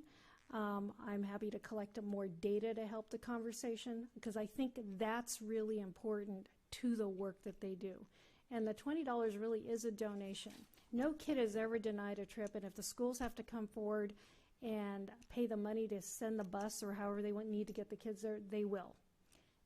I've never heard of anything, and if a parent doesn't pay, donate, nobody does anything. Yeah. So that is our expectation around that if we're going to offer an extracurricular or a co-curricular program. So. Yeah, and I'm fine with postponing this particular item, and because you're right. I think getting more data and information from you, from the athletic directors, that to have a greater understanding would be important. But I don't know if this is something that can be, to tell the parents we're suffering budget reductions, it just seems wrong. Yeah, I can look at that. Okay. So I don't our schools sit down together and they agree what to send out, so I can take a look at that. Thank you. So I'll withdraw that one for now because we'll just put that on the back burner. And thank you for the information you gave, and also for the being willing to do the follow-up information as well. Any other new business from board members to discuss at this time? Well, there's no correspondence, so that brings us to agenda item K, adjourn. The next regularly scheduled board meeting is scheduled for Tuesday, April 5th, 2016, 6 p.m. here. See you there.